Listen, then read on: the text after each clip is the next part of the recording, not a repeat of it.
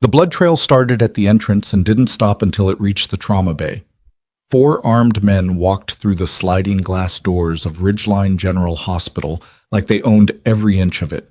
Guns visible, faces covered, moving with the kind of calm that meant they'd done this before. Every doctor in that ER went still.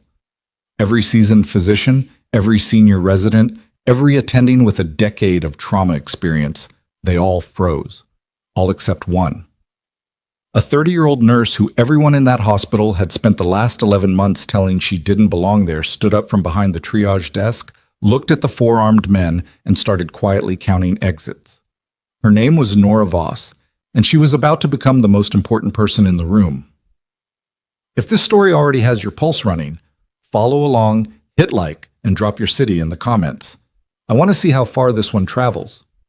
Now let's go back to the beginning. Ridgeline General Hospital sat on the eastern edge of Callaway, Montana, a mid-sized city that liked to call itself rugged and self-reliant, though most of that reputation was built on tourism brochures and a statue in front of the courthouse nobody could identify.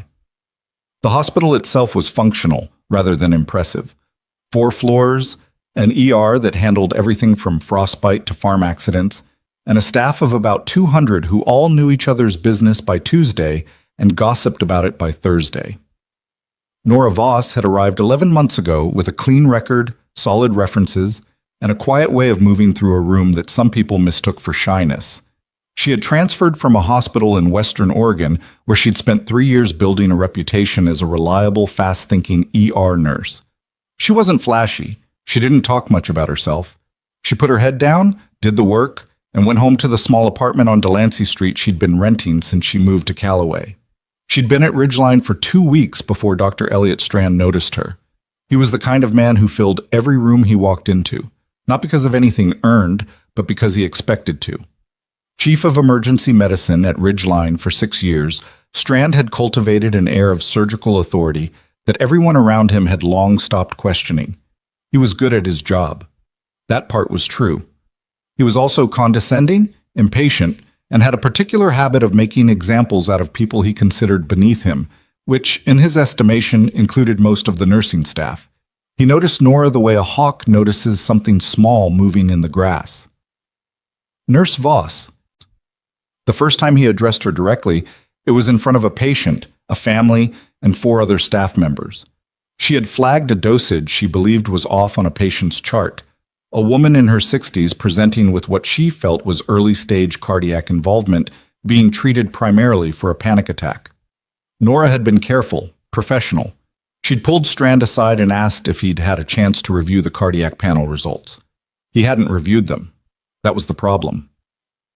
"I've been treating emergency patients since before you passed your boards," Strand said, loud enough for the charge nurse to hear from the other end of the hall. "When I want your read on a clinical picture, I'll ask for it. Until then, I'd suggest you concern yourself with what's actually inside your job description." The patient in question was transferred to the cardiac unit 3 hours later with a confirmed arrhythmia. Nobody mentioned it. Strand didn't apologize. He didn't acknowledge what had almost happened. He simply moved on to the next case, and the next, and the next, carrying his confidence like armor that no outcome could dent. Nora wrote it in her personal log that night, a small notebook she kept on her nightstand, in handwriting so compressed it looked like code. She documented the timeline, the labs, the dosage concern, the outcome. Not out of spite, not because she planned to use it, just because she'd learned a long time ago that the only thing you could control in a chaotic environment was what you paid attention to. Over the following months, Strand made her a recurring target. It was subtle at first. Small corrections issued publicly. Size time to land when she asked questions. A running pattern of redirecting her suggestions through other nurses as though she'd never spoken. Then it got less subtle. He began undermining her in front of patients. He questioned her IV placements in front of paramedics. Once, during a mass casualty drill, 3-car pileup, 7 simulated casualties, the whole department running hot, he pulled her from the lead trauma position mid-exercise and handed it to a newer nurse with 6 months of experience, while Nora stood at the edge of the room with both hands flat against the wall, breathing slowly, saying nothing. Her coworkers felt it. Some of them tried, in their way, to address it. Petra Holt, the senior charge nurse who'd worked Ridgeline's ER for 14 years, had pulled Nora into the break room twice to check on her. "You don't have to just take it," Petra said the second time. She was a direct woman, built like someone who'd never had time to be otherwise. "I'm not just taking it," Nora said. "Then what are you doing?" Nora looked at her. Watching. Petra hadn't known what to make of that. She'd let it go. What nobody at Ridgeline General knew, not Petra, not the ER staff, not the hospital administration, not Strand himself, was that before Nora Voss became an ER nurse in Western Oregon, before the references and the transfer and the quiet apartment on Delancey Street, she had spent 7 years as a combat medic in the United States Army, deployed twice to active combat zones, cross-trained with a Special Operations Support Unit in her second deployment, which meant her skill set went considerably past field triage. She had kept people alive in conditions that had nothing in common with a hospital: bad light, worse air, gunfire she learned to ignore the way civilians ignored traffic noise. She'd left the military at 27, not because she'd been forced out, not because of injury or politics. She'd left because she was tired in a way she hadn't been able to explain to anyone, and she thought that being a nurse in a civilian hospital might let her do the work without carrying the weight of everything that came with the uniform. She thought she might be able to disappear into it. Mostly, that had worked. She'd built a quiet life.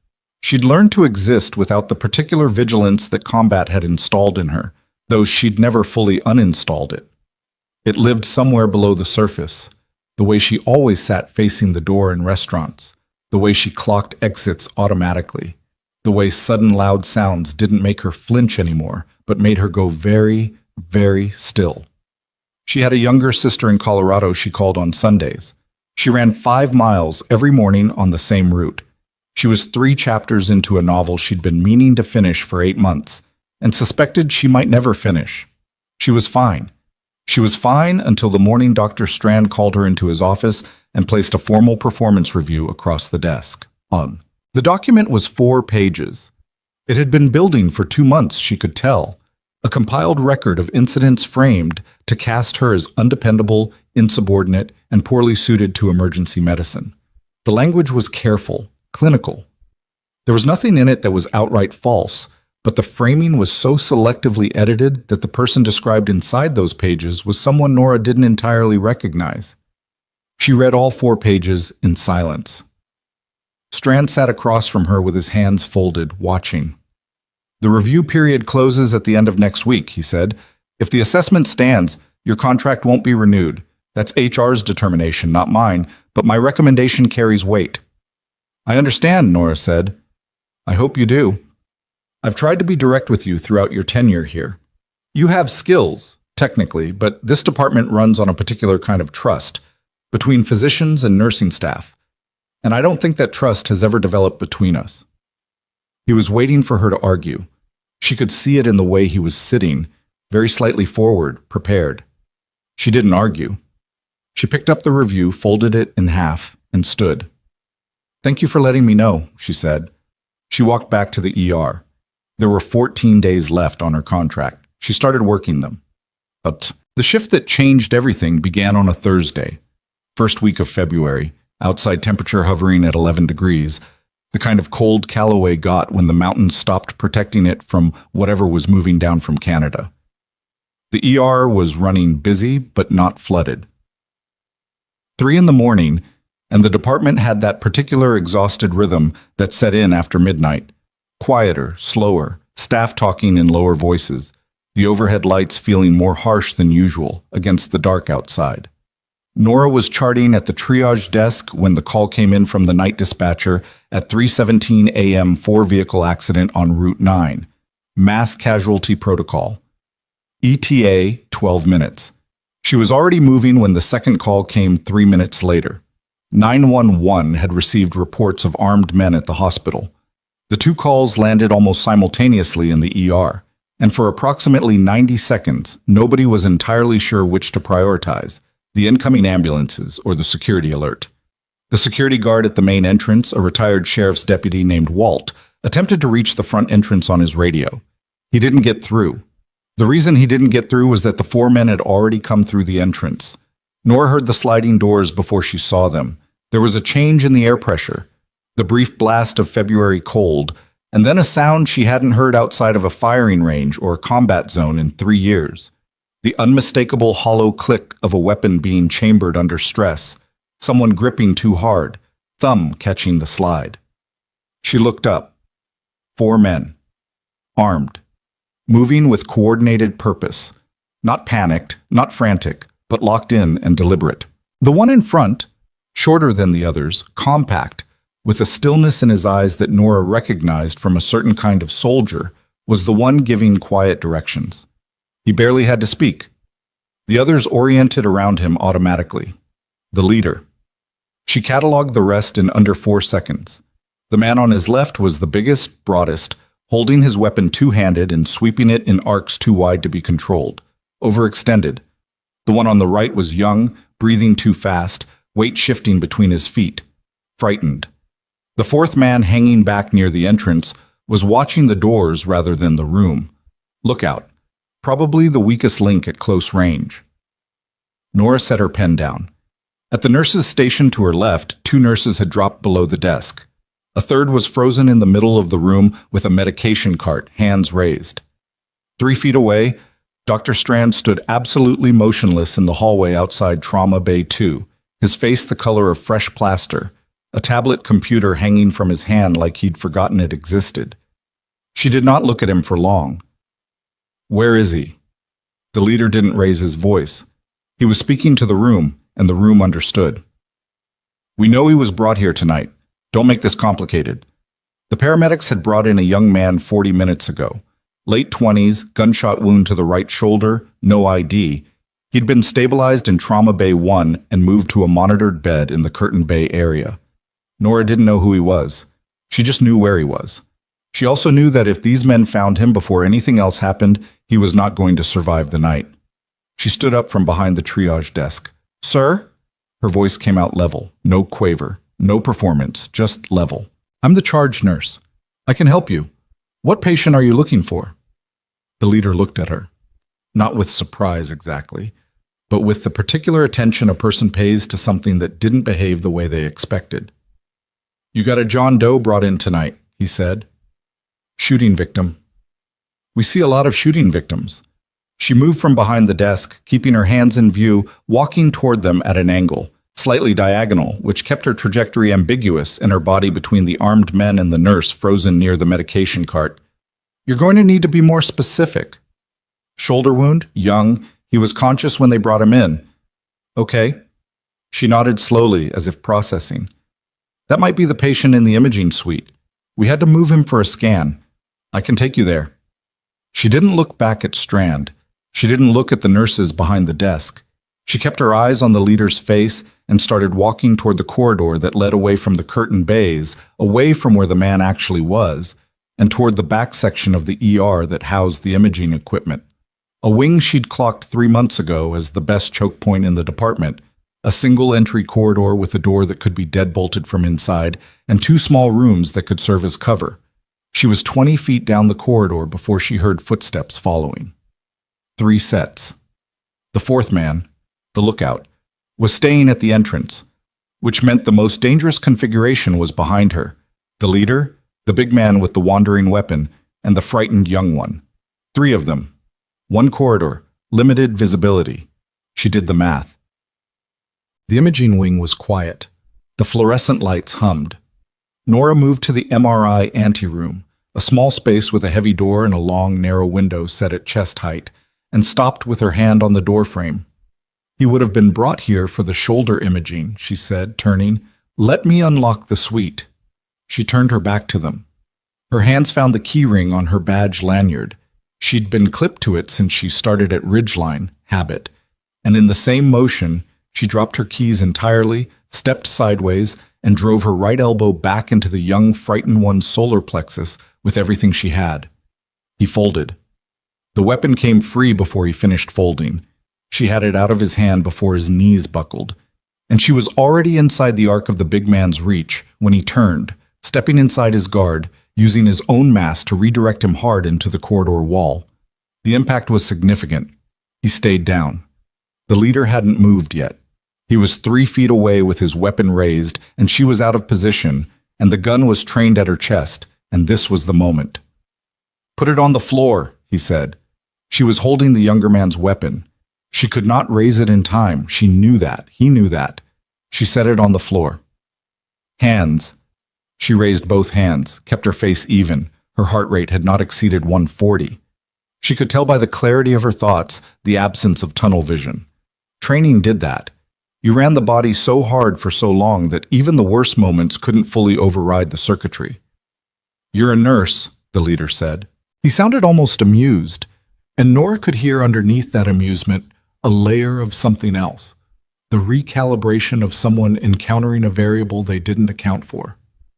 "Yes," she said, "that was a trained takedown." "My patient is not in this wing," she said. "I lied to you. I needed to get you away from him. I'd do it again." He stared at her. Something shifted in his face, the calculation behind his eyes going a different direction entirely. The radio at his belt crackled. "Units on scene." The voice was calm, institutional, and immediately recognizable as law enforcement dispatch. "All personnel, stand by." Through the narrow window in the corridor wall, red and blue light began strobing against the parking lot concrete, bright, insistent, reflecting off the snow-covered cars in the ER bay. SWAT had arrived. What happened next took 6 minutes and felt considerably longer. The leader made the decision in the span of about 4 seconds. He looked at the strobing light. He looked at Nora. He looked at the 2 men on the floor, one conscious, one not. And he made the kind of calculation that a man makes when he's been in enough of these situations to understand the math. He set the weapon on the floor. "Face down," Nora said, and her voice carried a frequency in it that she knew from experience ended arguments. "Hands behind your head." He did it. She kicked the weapon away, moved to the door, and pressed the intercom button on the wall. "This is Nora Voss, triage nurse, East Imaging Wing. I have 3 individuals detained. 2 need medical evaluation. 1 has blunt trauma to the thorax. 1 has a head laceration from wall contact. Leader is prone and uninjured. I need SWAT entry through the East Corridor, not the main ER. There's still a 4th subject at the front entrance." 40 seconds of silence, then, "Copy that. Can you confirm your identity?" "Ridgeline badge number 774, Nora Voss. The 4th subject is standing near the sliding doors at the main ER entrance. Male, mid-30s, dark jacket, watching the parking lot." Another pause. Shorter. "Copy 774. Hold position." She held position. The leader on the floor turned his head slightly, just enough to look at her. "Who are you?" She didn't answer him. The SWAT team entered the East Corridor 4 minutes later, and Nora stepped back against the wall and let them work. She watched the controlled entry, the commands, the speed of the sweep, watched with the particular attention of someone who recognized the choreography. A sergeant, tall, ballistic vest, eyes moving systematically, stopped when he reached her. "You're the nurse who called in the position report?" "Yes." He looked at the 3 men on the floor and the 2 weapons she'd positioned against the far wall, then looked back at her. "How did you—" "My patients need to be checked," she said. "That's the priority. And the John Doe in Bay 7, the gunshot victim, he needs to be moved to a secure location. He's why they were here." The sergeant stared at her for a moment with an expression she'd received a handful of times in her life, usually from men in uniform who had just encountered something that didn't fit their existing category system. "We'll get to him," he said. "Get to him first," she said. He blinked. Then he keyed his radio. Chatin. The ER was still processing itself. Staff emerging from behind stations, a low hum of adrenaline and disbelief vibrating through the department. When Strand found her near the trauma bay entrance, standing with her arms at her sides while a tactical paramedic she didn't know checked a cut on her forearm she hadn't noticed. "Voss." He said her name like it required significant effort. She looked at him. His face had returned to something closer to normal color, though his eyes were still carrying the particular brightness that adrenaline left behind. "Are you—" He stopped, started again. "The patient's in Bay 7, is he—" "Stable," she said. SWAT has eyes on him. He'll be moved within the hour. Strand was quiet for a moment. The tactical paramedic finished her arm and moved away. That was... He stopped again. I know what it was, she said. Not unkindly, not with bitterness, just matter of fact. He looked at her like he was trying to locate the person he'd been writing a performance review about and couldn't quite find her anymore. The performance review, he started. Right now I have patience, she said, and moved past him into the ER. She was 20 feet away, already switching back to the work, when two men in plain clothes and federal credentials came through the main entrance, and one of them, a man in his early 50s with close-cropped gray hair and the posture of someone who'd never entirely left the military, stopped dead when he saw her. He looked at her across the length of the ER floor, and she looked at him. And 11 months of quiet living snapped clean, like a wire under too much tension, because she recognized him, and the expression on his face told her that whatever had just happened in that imaging wing was only the beginning of something she hadn't known she was standing in the middle of. His name was Warren Galt. She hadn't seen him in 4 years, and she hadn't expected to see him ever again. Not because anything had ended badly between them, but because the world he belonged to and the world she'd built for herself in Callaway were supposed to be entirely separate. He was the kind of person you didn't run into accidentally. His presence in a place meant something. It always had. Galt crossed the ER floor with the particular economy of movement that never leaves a person who's spent enough time in tactical environments. Weight forward, eyes tracking, nothing wasted. The second man with him was younger, harder-faced, wearing the expression of someone actively cataloging every detail of the room. Federal, clearly, but not the same agency. Voss? Galt stopped 2 feet from her. He didn't extend a hand. Colonel. She hadn't called him that in 4 years either. It came out automatically. Retired, he said. Still. He looked at her for a moment, the kind of look that was doing more work than it appeared to, taking inventory, adjusting something internally. Then he glanced at the cut on her forearm, the slight disarray of her scrubs, the absolute stillness of her posture. You want to tell me what happened in that imaging wing? 3 subjects detained, 2 disarmed. I gave a position report to SWAT. They handled entry. She kept her voice even. You want to tell me why a retired Army colonel just walked into my ER at 3:40 in the morning? Conference room, he said. 10 minutes, please. The please surprised her. Galt had never been much for please. The conference room was on the second floor, a beige box with a table that seated 8 and a whiteboard that someone had never fully erased. Galt's partner set a laptop on the table without introducing himself and started pulling up files. Galt stood near the window, hands in his pockets, looking out at the parking lot where 3 tactical vehicles were still positioned near the entrance. The man in Bay 7, Galt said without turning. His name is Marcus Teller, 29 years old, former associate of the Kessler Syndicate. You won't know that name, but federal organized crime has been building a case against them for 2 years. Teller turned informant 8 weeks ago. He was placed in a protection arrangement in Billings. Was, Nora said. His location was compromised. Someone told the Kessler people where to find him. Galt turned then. He ran, took a round in the shoulder, and your paramedics picked him up on Route 9 without knowing who he was. Nora sat back in her chair. The pieces were settling into a shape she didn't like. So the men who came through our ER tonight were sent to finish what started on Route 9, yes. Galt pulled out a chair across from her, but didn't sit in it yet, just held the back of it. The federal protection arrangement for Teller has now failed twice.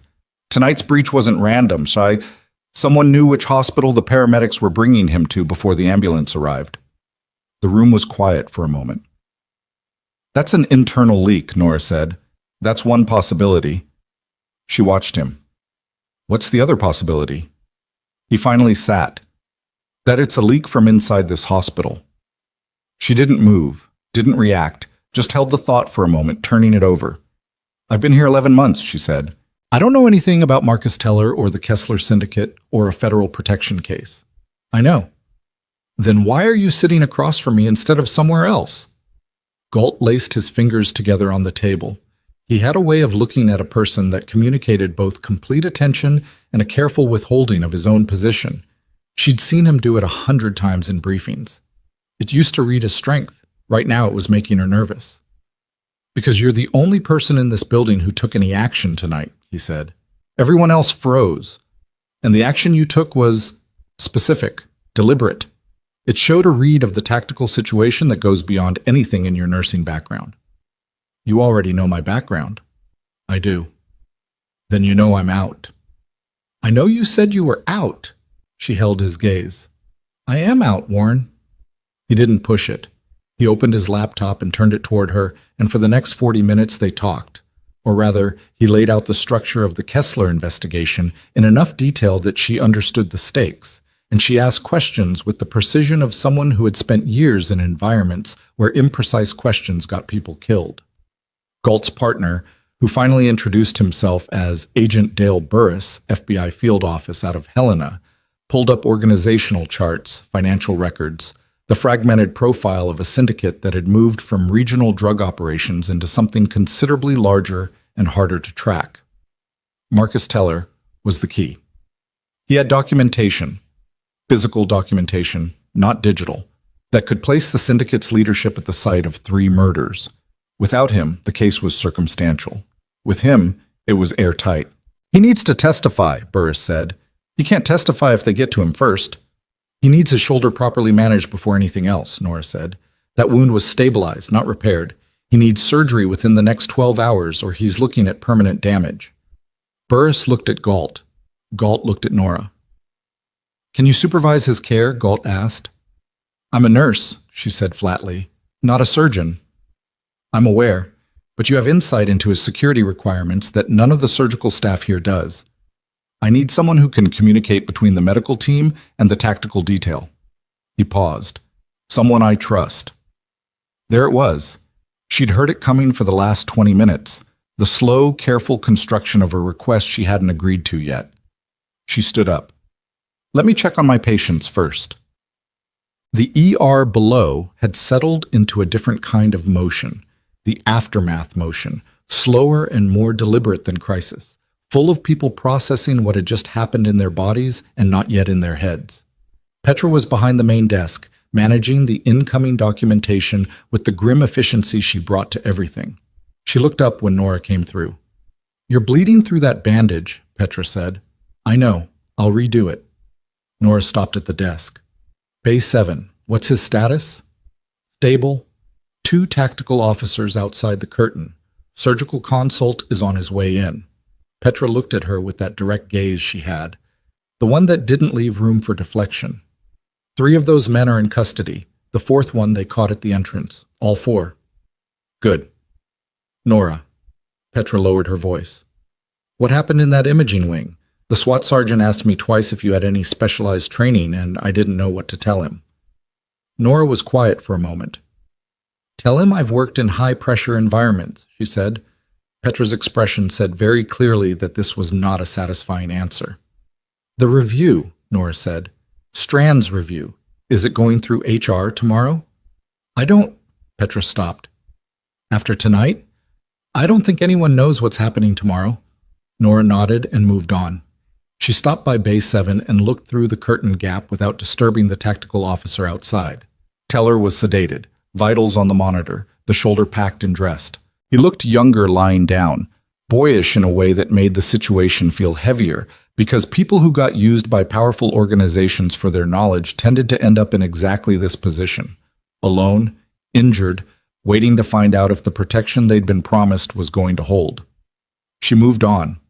She was rewrapping her forearm at the supply station near the trauma bays when Dr. Strand appeared in her peripheral vision. He'd changed his coat. The earlier one must have gotten something on it. And he had the look of a man who had been thinking hard about something for the past hour and had arrived at a decision that cost him something. "I need to speak with you," he said. "I'm working." "I know, this won't take long." He glanced around, not nervously but with purpose, making sure no one was in earshot. "I owe you an apology." Nora finished wrapping her arm, tore the tape, smoothed it down. "You don't have to—" "I do. What you did tonight—" He stopped, Reset. I've been in emergency medicine for 16 years. I've run mass casualty drills, trauma activations, active shooter protocols. I know the theory of how to behave when something like tonight happens. His jaw tightened. I froze. A lot of people froze, she said. I'm not talking about a lot of people. I'm talking about me. He held her gaze. The arrogance she'd been navigating for 11 months was still visible in his face. It wasn't gone. It wasn't something that got erased in a night. But it was sitting differently, weighted by something genuine. The performance review. I'll have it pulled. You don't have to do that tonight. I understand, but I wanted you to know. He paused. Who are those men upstairs?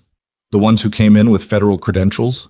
Nora looked at him, not with suspicion exactly, more with the particular attentiveness she'd been applying to everything since Galt walked through the door.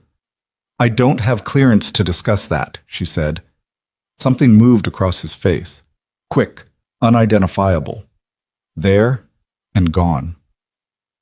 Of course, he said, and walked away. She watched him go. Mtiem. The next 3 hours were simultaneously bureaucratic and exhausting.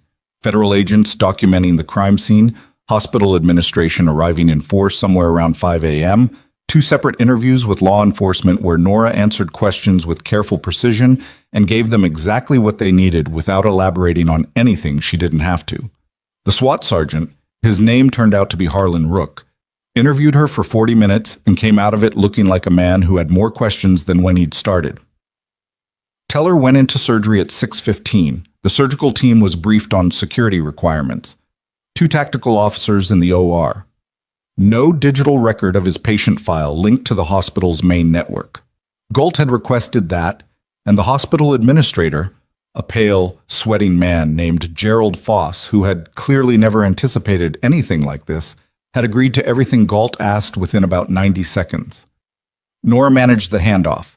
She coordinated between the surgical team and Burris's people. She ran down a supply issue that had delayed the start of surgery by 15 minutes and fixed it by walking to the supply room herself and locating the specific instrument tray that had been misfiled. She did all of it on no sleep, on a forearm that was starting to ache properly now that the adrenaline had left, and on the particular grim determination that takes over when the work is the only thing keeping a person from fully registering how strange the night has been. It was 7:40 in the morning when Galt found her in the stairwell. Not dramatically, just practically, because the stairwell was the only quiet place in the building at that hour. He sat on the step beside her without asking. She had a cup of coffee she wasn't drinking and was staring at the landing below. Teller is in recovery, he said. I know, they told me. Burris got the ballistics report from the Route 9 scene. The round they pulled out of Teller's shoulder doesn't match any weapon recovered from the 4 men we arrested tonight. She looked at him. The shooter who hit him on Route 9 wasn't one of the 4 who came here, Galt said. Which means there's another principle in this that we haven't identified. Someone who was at the initial intercept and didn't follow the others to the hospital. Or someone who sent the others and wasn't at the intercept at all, Nora said. Also possible. She turned the cup in her hands. You said someone leaked Teller's hospital destination before the ambulance arrived. That's what the timeline suggests. The paramedics would have radioed in their destination when they picked him up. That goes through dispatch. But dispatch coordinates with hospital receiving at. Someone in this hospital knew he was coming before the ambulance pulled in. We know. Have you looked at everyone who was on shift when the radio call came in? We're building that list. He paused. Nora, I need to ask you something directly. Then ask it. Before tonight, in the months you've been working here, have you noticed anything? Anything that felt off? Staff behavior, unusual access patterns? Anyone who asked about patient information in ways that felt sideways? She was quiet for a moment. The stairwell hummed with the low vibration of the building's HVAC system. One thing, she said. He waited. It's probably nothing. Probably nothing is how half of these cases break, he said. She thought about the expression on Strand's face. Quick, unidentifiable, there and gone. When she told him she couldn't discuss the federal credentials. And she thought about the question he'd asked. Who are those men? Not asked with alarm or curiosity, asked with a flatness that, now that she was sitting here turning it over, felt less like a physician's detachment and more like someone checking to see how much she knew. She didn't say Strand's name yet. She wasn't there yet. She was precise about this sort of thing, had been trained to be, had learned the cost of imprecision. "Let me think about it," she said. Galt nodded, accepting that, which told her he already had his own suspicions and was watching to see if hers aligned. She stood, dropping the untouched coffee in the trash. "I have a shift in 90 minutes, she said. "My patients need me on that floor." "You've been here since 11 p.m. yesterday." "I know what time it is, Warren." She pushed through the stairwell door. The ER below her was brightening into morning, staff changing over, the overnight replacing itself with the day shift who were arriving to find their department cordoned in sections, federal agents still at 2 of the exits, and a rumor already circulating. She could hear it in the way people were talking, too fast, too much, that the night nurse who'd been on Strand's hit list had locked 3 armed men in the imaging wing alone. She heard her name twice before she reached the trauma bay. She didn't stop for it. She had 90 minutes before her shift technically restarted, and she needed to use them, because something had been sitting at the back of her mind since Galt mentioned the unmatched ballistics. The shooter who hadn't followed the others to the hospital. The one who'd put a round in Teller's shoulder on Route 9 and then disappeared. The paramedic report from the Route 9 pickup had listed Teller as the only casualty, but there had been a second vehicle at the scene. She'd caught it in the paramedic's verbal report when they'd radioed ahead. A dark sedan, engine running, no driver visible. No driver visible, which meant the driver had been somewhere else. She was at the supply station pulling up the intake log from 3 a.m. when she found it, a notation she hadn't registered at the time, hadn't had reason to register. At 3:09 a.m., 8 minutes before the 4 armed men came through the entrance, someone had accessed the hospital's internal record system from the physician workstation outside Trauma Bay 2. Dr. Strand's workstation. At 3:09 a.m. He'd told her he'd been in the hallway outside Trauma Bay 2 when the men came through. She'd seen him there herself. But if he'd been standing in that hallway, why had someone used his workstation 8 minutes before the breach? The log showed a single access event. Patient record retrieved, Marcus Teller's intake file. She stood very still for a moment. Then she pulled her phone out of her pocket and called Galt. He picked up on the second ring. "You found something," he said. He didn't make it a question. "Someone accessed Teller's file from a physician workstation at 3:09 a.m., she said. 8 minutes before the breach. The workstation is registered to Strand." A pause. Short, controlled. "Can you document that log entry without alerting the system administrator?" "I can pull a screenshot right now." "Do it. Don't send it through the hospital network. Send it to the number I'm going to text you in 30 seconds. He hung up. The text came through. She documented the log entry, cross-referenced the timestamp against the ER camera footage she could access from the nursing station. And there it was, 3:09 a.m. on the corridor camera. Dr. Elliot Strand at his workstation, not standing in the hallway, not frozen in shock yet, but seated, typing, and then standing, and moving to the hallway, and positioning himself where she'd found him 8 minutes later. She sent everything to Galt's number, and then she stood there in the corridor of her ER in the early February morning and tried to reconcile the man who had looked at her an hour ago with something genuine in his eyes. I froze. I owe you an apology. With the man who had looked up Teller's file 8 minutes before armed men came to kill him. Her phone buzzed. Not Galt's number. The hospital's internal system. A message from hospital administration routed to all senior nursing staff. Dr. Strand has been placed on immediate administrative leave pending review. Please direct all departmental questions to the acting chief. More information to follow. She read it twice. They'd moved faster than she'd expected, which meant Galt had already had this, that had already known something, already had the log, and had been waiting to see if she'd find it too. She was still reading the message when the elevator at the end of the corridor opened, and Burris stepped out. And behind him, a woman Nora had never seen. Mid-40s, dark coat, the kind of posture that came from years of institutional authority, looked directly at Nora across the length of the hall with an expression that was not friendly, not hostile, but deeply, carefully assessing. Burris saw Nora's face and said something to the woman. The woman nodded once, slowly, and kept looking at Nora. Burris crossed the corridor and stopped in front of her. "Special Agent in Charge, Veda Marsh," he said quietly. "She runs the Organized Crime Task Force out of Washington. She flew in 40 minutes ago." He paused. "She wants to talk to you about Strand, and she's not the only one who flew in tonight." "What does that mean?" Burris glanced back at Marsh, then returned to Nora with the expression of someone about to hand a person something heavy. "There's a second federal case," he said. "Running parallel to ours, classified, and whoever is running it seems to think that what happened here tonight isn't about the Kessler Syndicate at all. It's about something that started a long time before Marcus Teller ever turned informant." Nora looked past him at Marsh, who was still watching her with that measuring stillness. "Strand didn't act alone," Burris said. "There's someone above him in this, and that someone has a military background." The floor felt very slightly different beneath her feet. "How military?" she said. Burris held her gaze. "Your kind of military," he said. The words landed and stayed there. "Your kind of military." Nora held Burris's gaze for 3 full seconds, which was 2 seconds longer than she needed to understand that he meant exactly what he'd said. "Give me a name," she said. "Not here." He glanced toward the nurses' station where 2 staff members were watching them with badly concealed curiosity. "Marsh wants to brief you in a controlled environment, off-site. I have patience. Galt is arranging coverage. Petra Holt has been briefed enough to manage the floor." He paused. "Nora, this isn't optional. Marsh doesn't fly in from Washington for optional conversations." She looked down the corridor at Veda Marsh, who had moved to the window and was looking out at the parking lot with her hands clasped behind her back, the posture of someone comfortable waiting and equally comfortable ending that patience on short notice. The morning light was coming through at a flat angle, and it made the corridor feel longer than it was.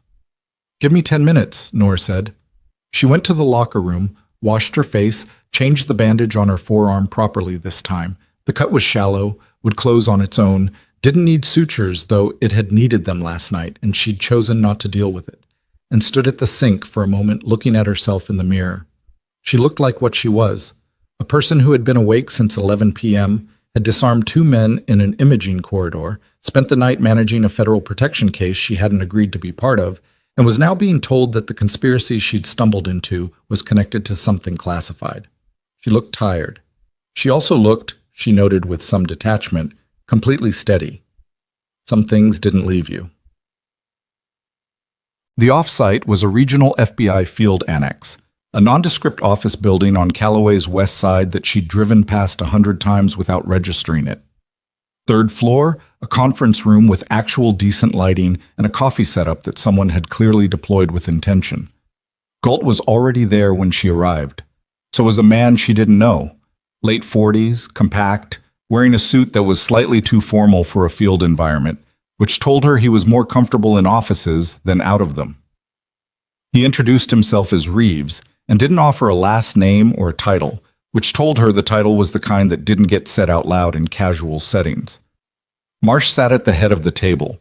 She was precise in person, not cold exactly, but economical, the kind of person who had learned to deliver information without decorating it. "Dr. Strand will be formally arrested this afternoon," Marsh began, before anyone had fully settled. He accessed Teller's intake record and transmitted the hospital location to a relay contact. "We have the transmission log. He's not disputing it." She laid a photograph on the table, saw a printout, not a screen, and pushed it toward Nora. "But Strand is downstream. He received the directive from someone else, someone who knew about Teller's protection status, knew his medical condition required hospital transport, and positioned the relay through Strand as a cutout." Nora looked at the photograph. It was a man in his late 50s, silver-haired, straight-backed, with the jaw and the eyes of someone who had once been genuinely formidable. She knew the type. She had served under the type. She had also, on 2 occasions, served alongside operatives who had been burned by the type, men who wore institutional authority like a second skin and used it to move things that weren't theirs to move. She didn't recognize him specifically, but she recognized the category, and her stomach did something quiet and unpleasant. "His name is Roland Hask," Marsh said. Former Lieutenant Colonel, Defense Intelligence Agency. Retired 7 years ago under circumstances that were, officially, a voluntary separation. Unofficially, there was an internal investigation that didn't produce enough to prosecute. Alleged sale of classified operational intelligence to foreign intermediaries. The investigation was shelved. Shelved by whom? Nora asked. Marsh's expression didn't change. That's one of the questions. Reeves leaned forward then, folding his hands on the table with the deliberateness of someone accustomed to controlling the pace of briefings. Hask has been operating as a private intelligence contractor since separation. Legitimate clients on paper. But our parallel investigation, which predates the Kessler case by 14 months, has been building a picture of Hask as the primary source for classified witness location data that has resulted in the deaths of at least 4 federal informants over the past 3 years. The room was quiet for a moment. He's been selling protective custody locations, Nora said. Locations, cover identities, handler assignments, anything he can access through residual contacts inside the intelligence community. Reeves held her gaze. Teller is the 5th informant he's targeted. The first 4 didn't survive. Galt, who had been sitting with his arms crossed and his expression unreadable, spoke for the first time. Hask knew Teller's protection arrangement because someone inside the federal system is still feeding him access. We don't know who. That's the active leak we haven't closed. And Strand was his local cutout, Nora said. How did Hask get to Strand? Marsh slid another photograph across the table. A younger woman, early 20s, dark-haired, photographed from a distance in what looked like a university parking lot. Strand has a daughter, Marsh said. Calla Strand, 22. Graduate student at University of Montana. 6 weeks ago, she was approached by individuals we now believe are connected to Hask's operation. She was photographed in several locations. The implication was made. Nora looked at the photograph. The young woman had her father's jaw and the slightly hunched posture of someone who spent a lot of time carrying things she wasn't sure how to put down. He was coerced, Nora said. He made a choice, Marsh said, with the flatness of someone who had learned not to let coercion function as full absolution. But yes, the daughter's safety was the leverage. Nora thought about Strand in the corridor an hour ago. The apology. The genuine thing she'd seen in his face. She thought about the expression she'd clocked and then set aside, the one that had felt off. Not guilt about what he'd done to her, guilt about what he'd done, period. He'd known, as he stood there apologizing about a performance review, that he'd given a man's location to people who intended to kill him. The weight of that had been sitting on him. She'd seen it and read it wrong. What do you need from me? She asked. Marsh looked at her steadily. Hask knows this operation failed.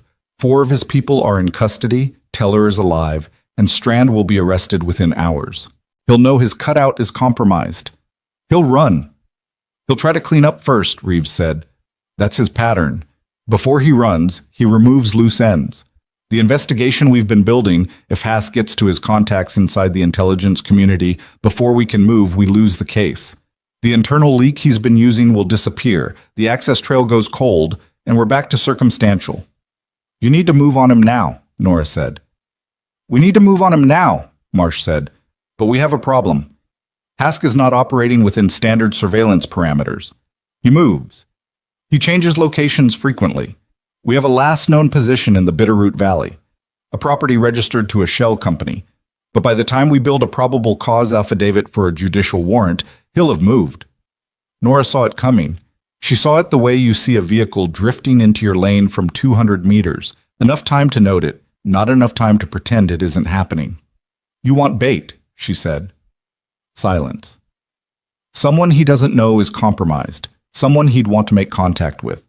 She looked at Galt. What does he know about what happened at the hospital tonight? He knows his team failed, Galt said carefully. He knows Teller is alive. He doesn't know the extent of what we've recovered from the hospital system, and he doesn't know... He stopped. He doesn't know about me, she said. Your involvement wasn't in any official report filed before this morning. The SWAT after action lists you as a civilian who assisted. No detail. She looked at the photograph of Hask, the jaw, the eyes, the specific kind of stillness that came from a person who had spent decades in environments where stillness was a professional asset. What's my approach? She asked. Marsh actually blinked, just once, a small recalibration. We're not asking you to... You were about to, Nora said. I'm not being difficult. I'm asking what the approach would be. They spent 90 minutes building it.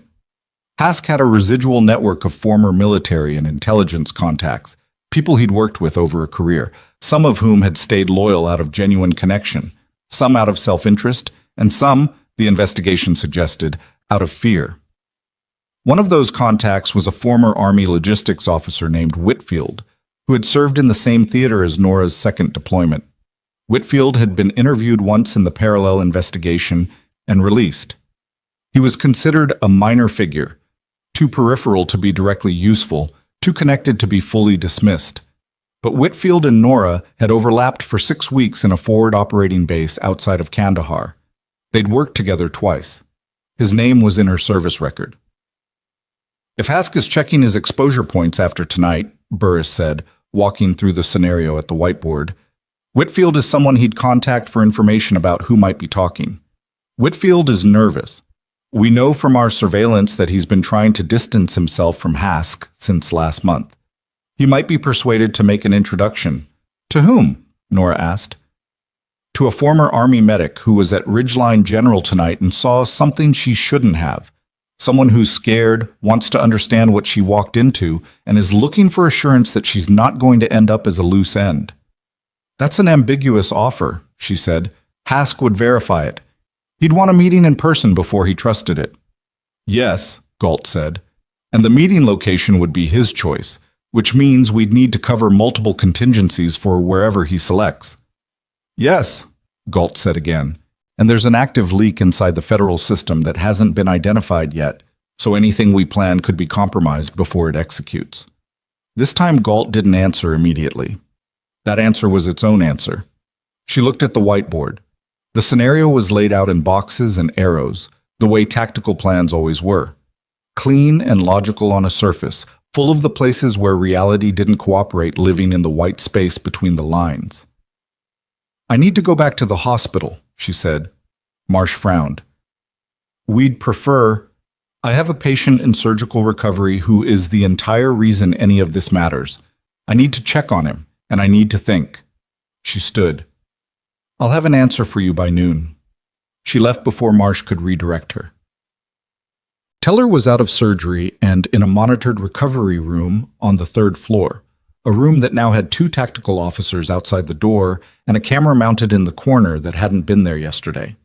The surgical resident who'd assisted on the procedure, a young woman named Dr. Osei, who looked like she'd had approximately as much sleep as Nora, caught her in the hallway outside. He's stable, Osei said. We got the fragment, repaired the subscapularis tear. Full ROM is possible with rehab, but it's going to be a long haul. She hesitated. He was asking for someone named Voss when he came out of anesthesia. Nora stopped. He was asking for me? He didn't know your name. He said the nurse, the one who was on shift when they brought him in. Osei glanced at the door. He seems to think you're the reason he's still alive.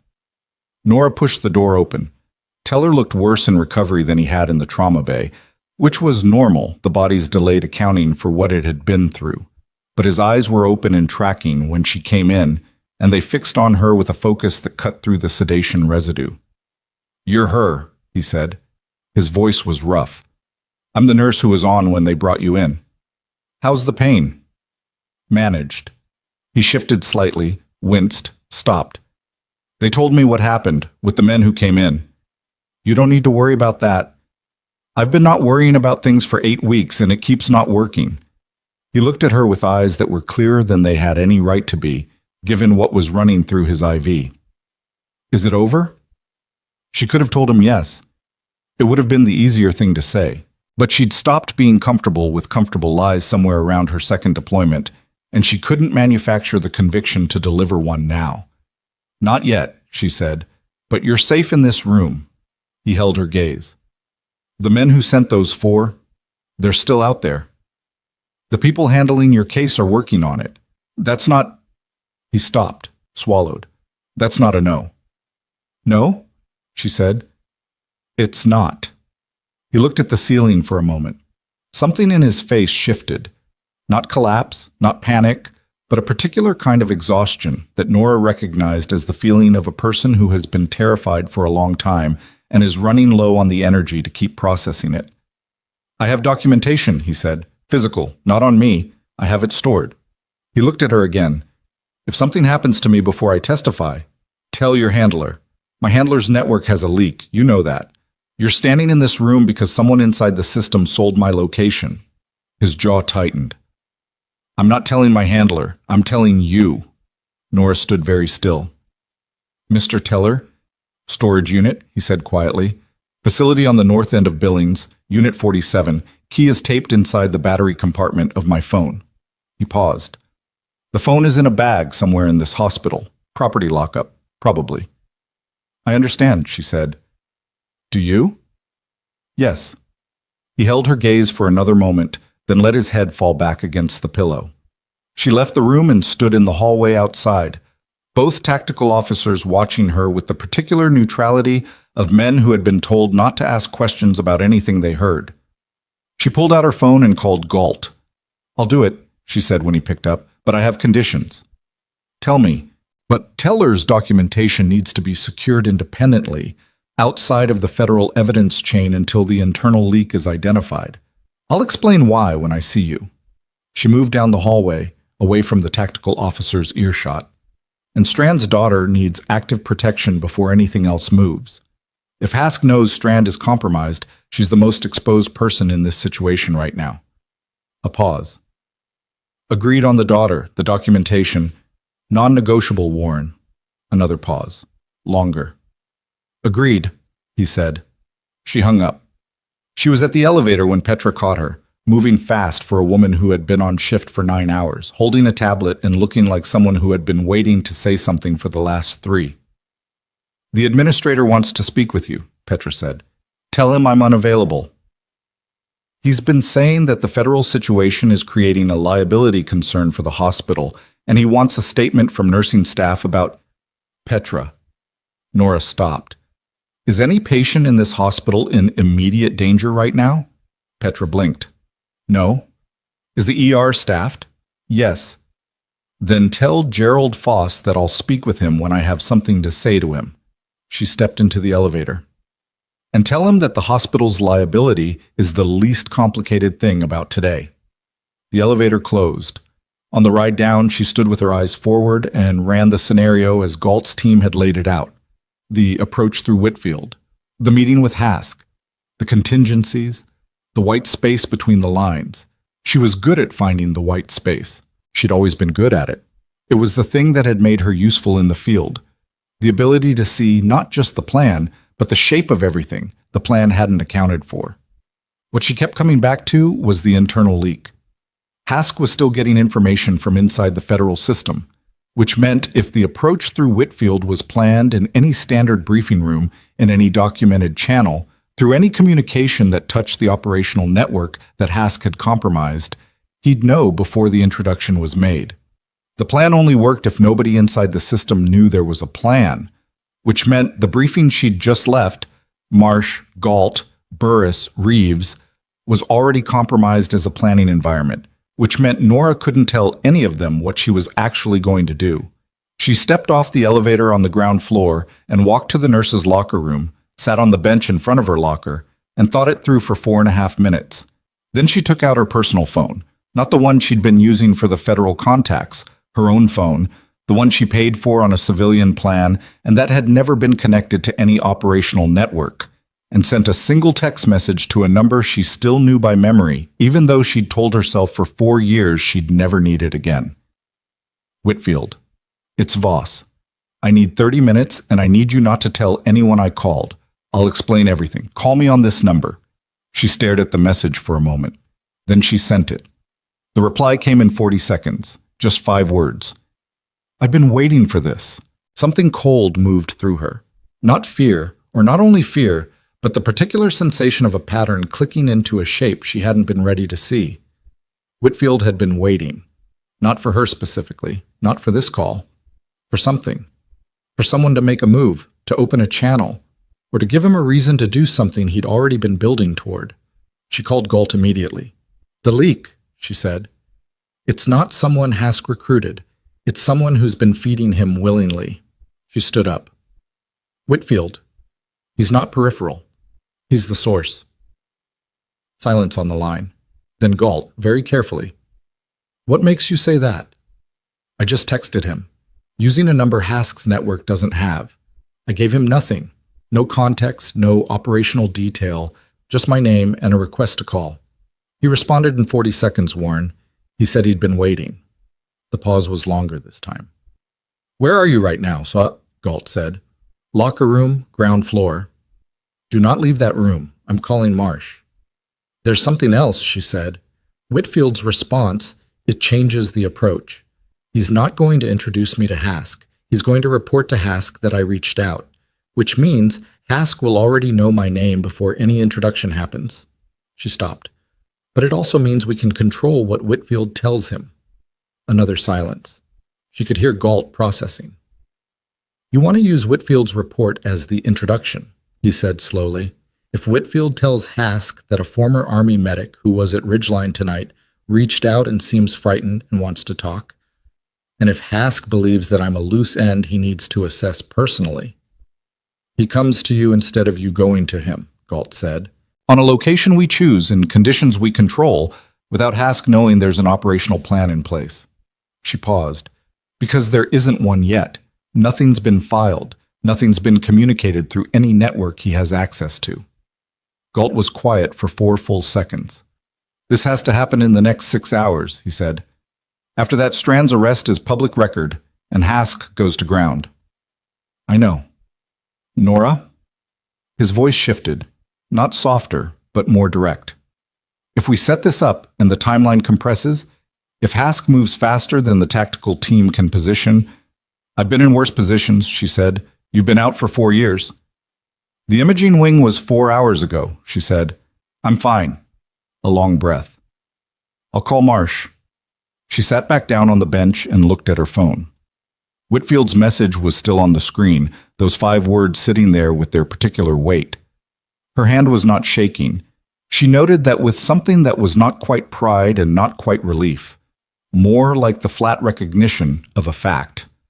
Whatever she'd been telling herself for 4 years about who she was now and who she used to be, the body had its own memory, and right now it remembered clearly.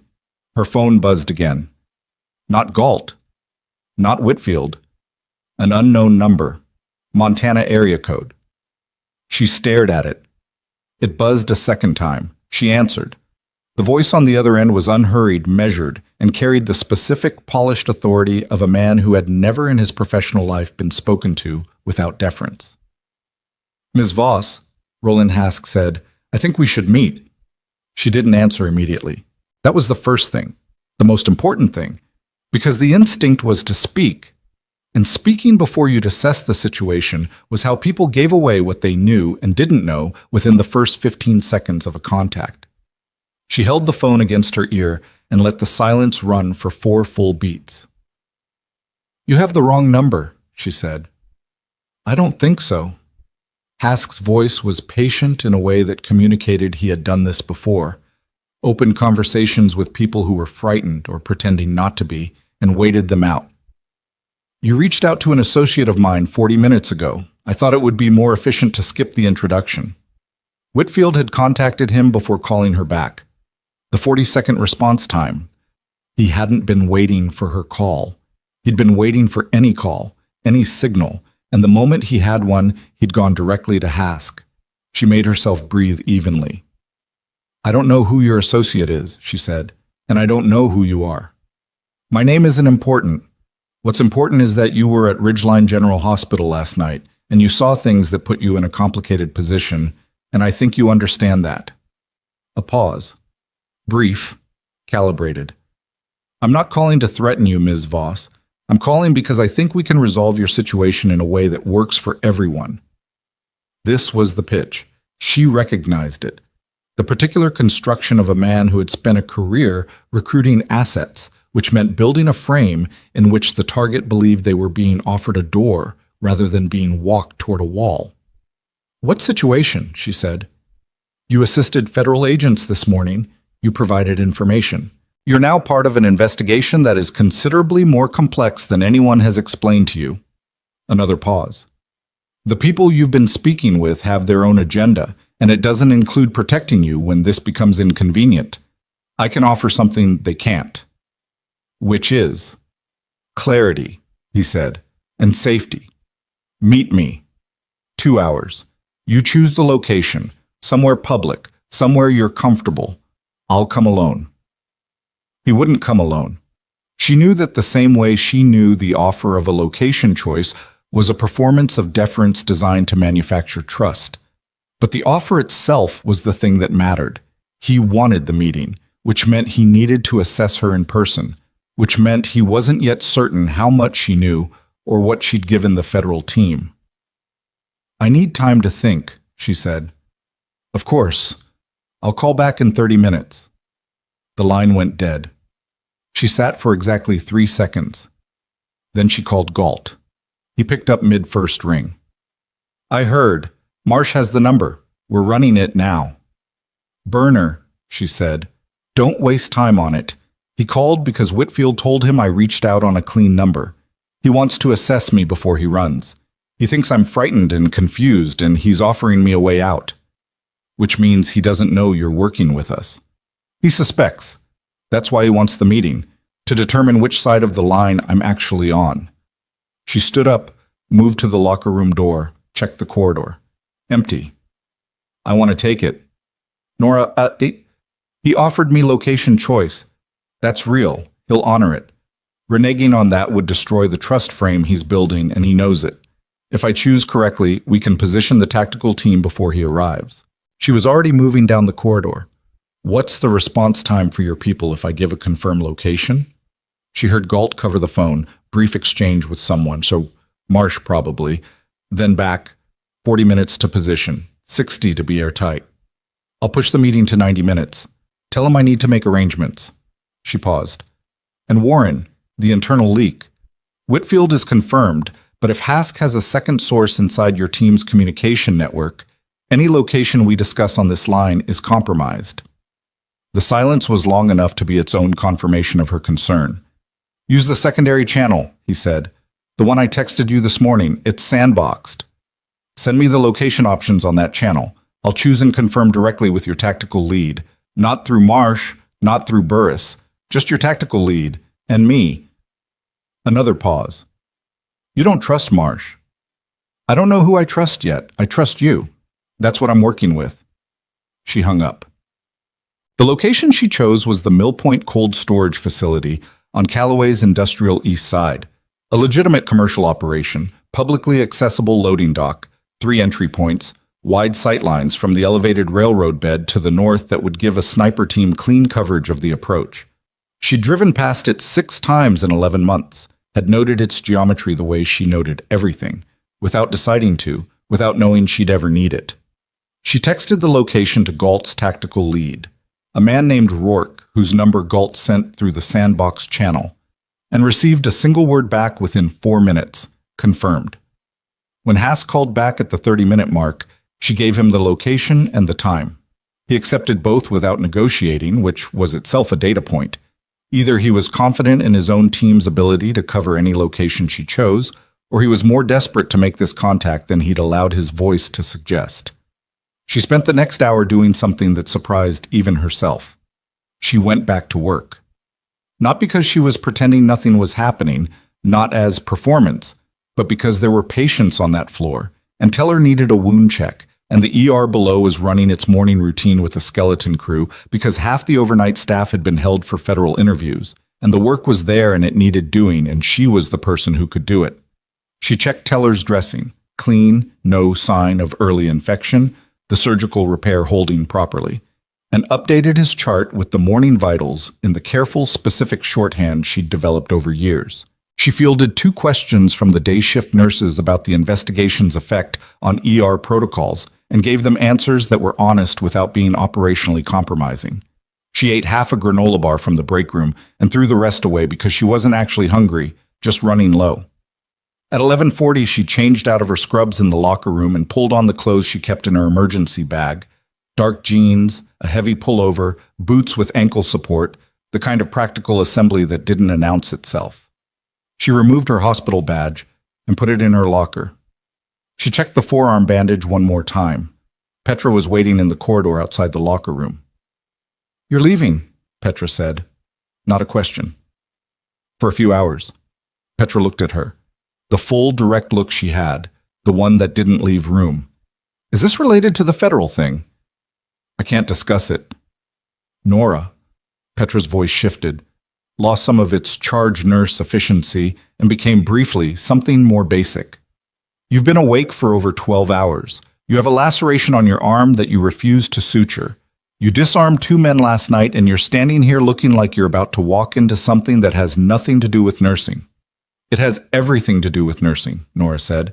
"There's a patient in room 314 who is alive because of what happened last night. I'm going to make sure it stays that way." Petra held her gaze for a moment. Then she stepped aside. "The day crew has Bay 7, she said. "I'll make sure the tactical detail rotates at 1400. "Thank you, Petra." She walked to the elevator. Quote, "The Mill Point facility at noon was quiet in the way industrial zones went quiet in winter. Not empty, but reduced, a skeleton of its weekday operation. 2 loading dock workers eating lunch in a truck cab on the south side. A forklift running somewhere in the interior. The temperature had dropped to 8 degrees and the wind coming off the flats was direct and purposeful. Nora arrived 20 minutes early. She found Rourke's tactical team in position before she could see them, which was how it was supposed to be, which meant they were good. She clocked the sniper on the railroad berm through the movement of a crow that lifted from a specific section of rusted track for no visible reason. She identified 2 ground-level positions by the angles of sight that existed around the loading dock's blind spots. She didn't acknowledge any of it. She walked to the position she'd specified, the concrete apron in front of loading bay 3, open on 3 sides, covered overhead, and stood with her hands in her jacket pockets and waited. Hask arrived in a dark gray SUV with a Montana plate. He was alone in the vehicle. She noted that and filed it in the skeptical part of her mind. Either he genuinely came alone, which would be a significant miscalculation for a man of his experience, or his backup was already in position and had arrived before her despite the time she'd taken to get here early. She catalogued him as he crossed the concrete apron toward her. The photograph hadn't entirely captured the quality of his movement, more fluid than she'd expected for his age, the kind of conditioning that required consistent maintenance. He was wearing a heavy coat, hands visible, nothing in them. His face was composed in an expression of professional warmth that she'd seen on intelligence officers before. The particular warmth that meant nothing and was deployed deliberately. "Ms. Voss," he said. "You came alone," she said. "I told you I would." He stopped 8 feet from her. A conversational distance, not a threat distance, deliberately chosen. "I appreciate you agreeing to meet. You said you could offer clarity." She held her position. Let him carry the opening. "Start with that." He studied her for a moment. Whatever he was looking for, he was patient about finding it. "You're calmer than I expected." "I've had a long night." "You have." He nodded slowly, as if she'd confirmed something. "The men at the hospital, Hog, the ones you detained. Did the federal team tell you who sent them?" "They're still investigating." "They told you it was me," he said. "Not accusing me, stating, testing. They've built a narrative, and I'm the architect of it. I want you to hear something different before you commit to that version." She waited. "The Kessler Syndicate has been operating in Montana for 6 years, he said. Longer than the federal investigation. The case Teller is involved in, the documentation he's carrying, is real. The murders are real. I've been working to dismantle that organization from the outside, using methods that don't fit within official channels because official channels have been compromised from the inside." He paused. "The federal team you've been speaking with, there are people in that network who are not working toward justice. They're working toward containment, specifically containing the exposure of certain intelligence failures that implicate senior people. Teller's testimony would do that, which is why there are people within the federal structure who want him silent and who have been using me as the face of that effort." It was a good construction. She'd give him that. It had the right shape, truth borrowed from the actual situation, reframed with him as a victim of the same forces he was actually operating. A man of his background knew how to build a mirror. Who specifically, she said. In the federal team. Veda Marsh, he said. She's been running interference on the internal investigation for 14 months. Everything that's been attributed to me, the witness locations, the access to protection arrangements, that trail was built by Marsh's people and pointed at me. Nora let a beat pass. That's a significant claim, she said. I have documentation. He reached into his coat, slowly, visibly deliberate, giving her every chance to see the motion wasn't a threat, and produced a folded document. He held it out. She didn't take it. Set it on the ground, she said. A flicker of something, not quite surprise, recalibration, crossed his face.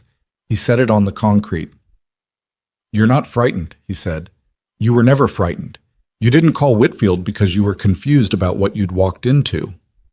He straightened up. His expression had shed the warmth, not hostile but more honest, assessing her with something closer to professional respect. Who are you actually working with? I told you, I'm a nurse. You were a combat medic. 7th Special Operations Support Command, forward attached to a special operations element in your second deployment. He said it easily, from memory, which meant he'd pulled her file in the window between Whitfield's report and this meeting. You left at 27. You've been in Callaway for 11 months. You have no documented contact with any federal agency. He paused. And yet you disarmed 2 armed men in a darkened corridor last night, and you're standing in front of me right now with the body language of someone who knows exactly where the exits are. She held his gaze. People contain multitudes. They do. He almost smiled. It didn't reach past the surface. What I can't determine is whether you're the bait or the trap. Maybe I'm just the nurse, she said. Maybe. He glanced around, not nervously, but with the systematic attention of a man who had spent a career in environments where checking your perimeter was reflex. His eyes moved to the railroad berm, held there for a fraction of a second. He'd made the sniper. Or he'd guessed the position accurately enough that it amounted to the same thing. Here's what I think, he said, returning to her. I think you're working with Galt. I think the federal team has positioned this meeting, and I think they're expecting me to either confess to something in this conversation or make a move that justifies arrest. He tilted his head. What I'm wondering is whether you actually believe what they've told you, or whether you're just executing a role. She didn't answer that. Instead, the 4 informants, before Teller, their locations were sold. They're dead. Yes. You're saying Marsh sold them. I'm saying the trail leads to people inside that network. I've been building a case for 2 years. He reached into his coat again, same slow deliberateness, and this time produced a small drive. Everything I have is on this. Transmission logs, access records, financial transfers. It will take your team 6 hours to verify, and when they do, you'll understand why going through official channels has been impossible. He held it out. She looked at it. At him. At the distance between them. Set it with the document, she said. He did. Step back, she said. He stepped back. She picked up both items without taking her eyes fully off him and put them in her jacket pocket. And then she said, Roland Hask, you're under arrest. He didn't move. He didn't reach for anything. He stood very still with his hands at his sides and looked at her with an expression that was not panic, not rage, but something quieter and in some ways more disturbing. The expression of a man absorbing a result he had considered as a possibility and was now processing in real time. On what authority? He said. Federal warrant. Issued this morning. She held his gaze. Signed by a judge in Helena. The warrant was filed through a sealed channel that bypasses the standard federal communication network. Which means if you were counting on advance notice, you didn't get it. Galt's voice came through the earpiece she'd been wearing under her collar since she left the hospital. Team's moving. Hask heard something. A change in ambient sound. The low shift of multiple bodies repositioning on the railroad berm and around the loading dock perimeter. He turned his head slightly, tracking it, and in that turn Nora saw the precise moment when the calculation changed for him. When the framing he'd arrived with collapsed into the actual shape of the situation. 4 tactical operators came around the south corner of the building, 2 more from the north. Rourke himself came through the loading bay entrance with 2 additional agents, all moving with the controlled, unhurried speed of a team that had been in position long enough to be entirely certain of their choreography. Hask looked at all of it. Then he looked back at Nora. "The drive," he said, "and the document. Those are real. I want that on record." "Everything you've said in this conversation has been recorded," she said. "Including that." Rourke reached him. Standard arrest procedure. Efficient, professional, nothing dramatic. Hask didn't resist. He put his hands behind his back and looked at Nora over Rourke's shoulder as the cuffs were applied. And what was in his face now was harder to read than anything that had come before it. Not defeat exactly, not yet, but the compressed, calculating stillness of a man who was already beginning to work out what came next. "The drive," he said again. "Verify it." "We will," Nora said. They walked him to a vehicle she hadn't seen arrive. It had come in from the far end of the property, outside the sightlines from the main approach, which told her Rourke had done this well. She stood on the concrete apron and watched until the vehicle was through the gate and gone. Then she let out a breath that had been waiting for longer than she realized. The 6 hours that followed were the organized chaos that came after any major operation where the field work had gone as planned and the paperwork hadn't caught up yet. Rourke's team transported Hask to the Helena field office. The warrant was unsealed and became official record. 2 simultaneous raids, one in Billings, one outside of Missoula, hit locations connected to the Kessler Syndicate's upper tier, and by 4 p.m., 3 senior figures in that organization were in federal custody, with more expected before morning. Nora was back at the hospital by 2 o'clock. She didn't go straight to the debrief room where Marsh was waiting. She went to Teller's room first, checked his chart, checked the dressing, checked his vitals, and confirmed with the surgical resident that the early markers were all clean. He was awake, less sedated than that morning, and he looked at her when she came in with the particular attention of someone who understood more about her role in the day's events than she'd told him. "Is it done?" he asked. "The arrest was made," she said. "The rest takes time." "The documentation, in the storage unit." "Secured," she said. "Galt's team retrieved it this morning before the operation. It's in an independent evidence chain." She paused. "You'll need to confirm it with your legal counsel before you discuss the details. But it's safe." He closed his eyes. Not in relief. It wasn't quite that clean, but in the particular way a person closes their eyes when something they've been bracing against for weeks stops pressing on them for just a moment. "Thank you," he said. "I'm your nurse," she said. "Get some rest." She went to the debrief. Marsh ran the debrief with the efficiency of someone who had a great deal to process and a finite amount of time. The arrest, the recording, the drive, and document Hask had provided. This last item was being processed by a technical team and had already produced, within the first 2 hours of analysis, a set of access logs that pointed toward a secondary figure in the intelligence leak. Not Whitfield, not Marsh, but a mid-level analyst in the Federal Protection Program's administrative office, whose name Nora didn't recognize but whose fingerprints, apparently, were on 4 of the 6 compromised protection arrangements that had led to informant deaths. Marsh laid this out without particular drama, which Nora had come to understand was simply her register. The drama was in the content, not the delivery. "The analyst's name is Fordham," Marsh said. "He was arrested at 4:15. He's cooperating." She looked at Nora across the conference table. The drive Hask provided was real. The content implicates Fordham directly, and Hask tangentially.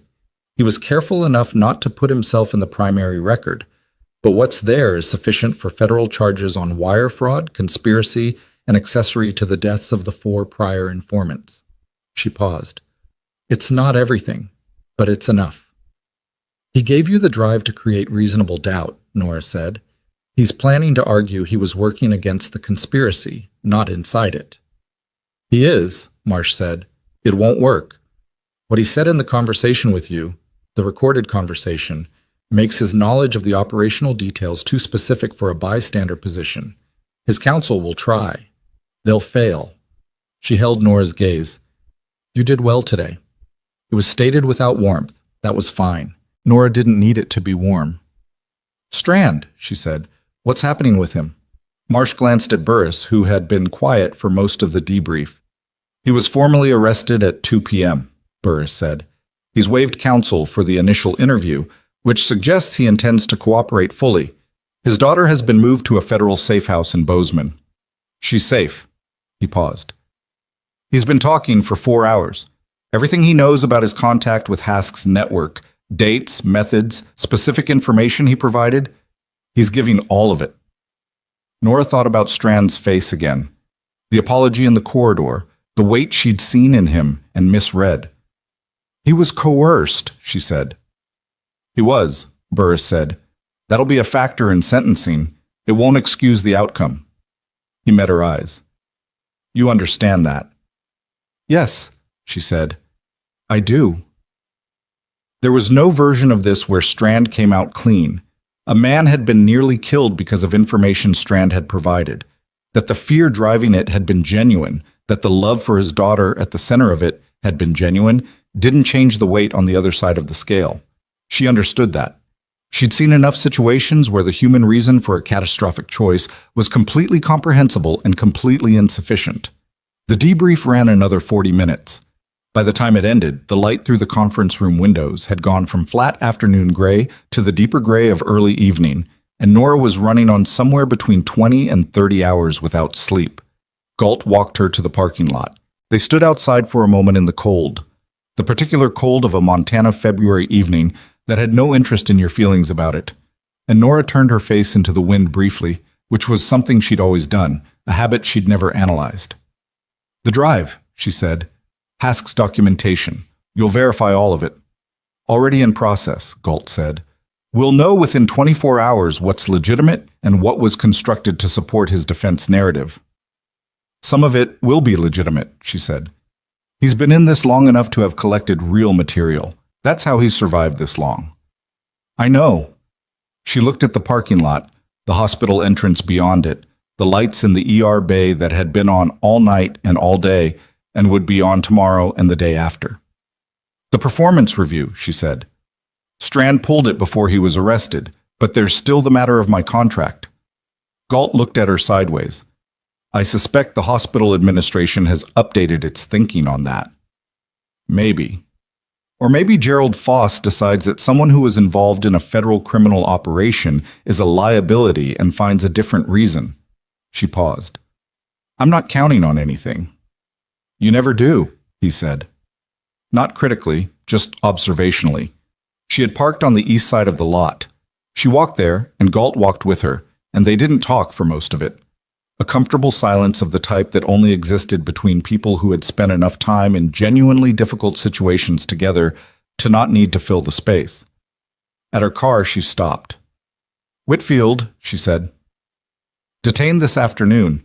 He's in the Helena field office with Hask. Galt put his hands in his pockets. He'll cooperate. He was peripheral enough that cooperation is his best option. He was frightened, she said. Hask had something on him. I could hear it in those 5 words. He'd been waiting for a way out. That may be. It doesn't change what he did. No, she agreed. It doesn't. She got in the car, sat for a moment with the engine off.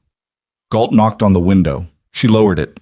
Get some sleep, he said. I have a shift at 7. He looked at her. I'm aware of how that sounds, she said. You're aware of a lot of things.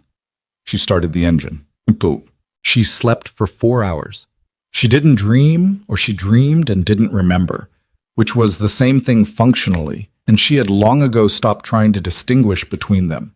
She woke at 6, made coffee she actually drank this time, showered, changed the forearm bandage, and drove to the hospital in the particular quiet of a February morning when the city was still deciding whether to fully commit to the day.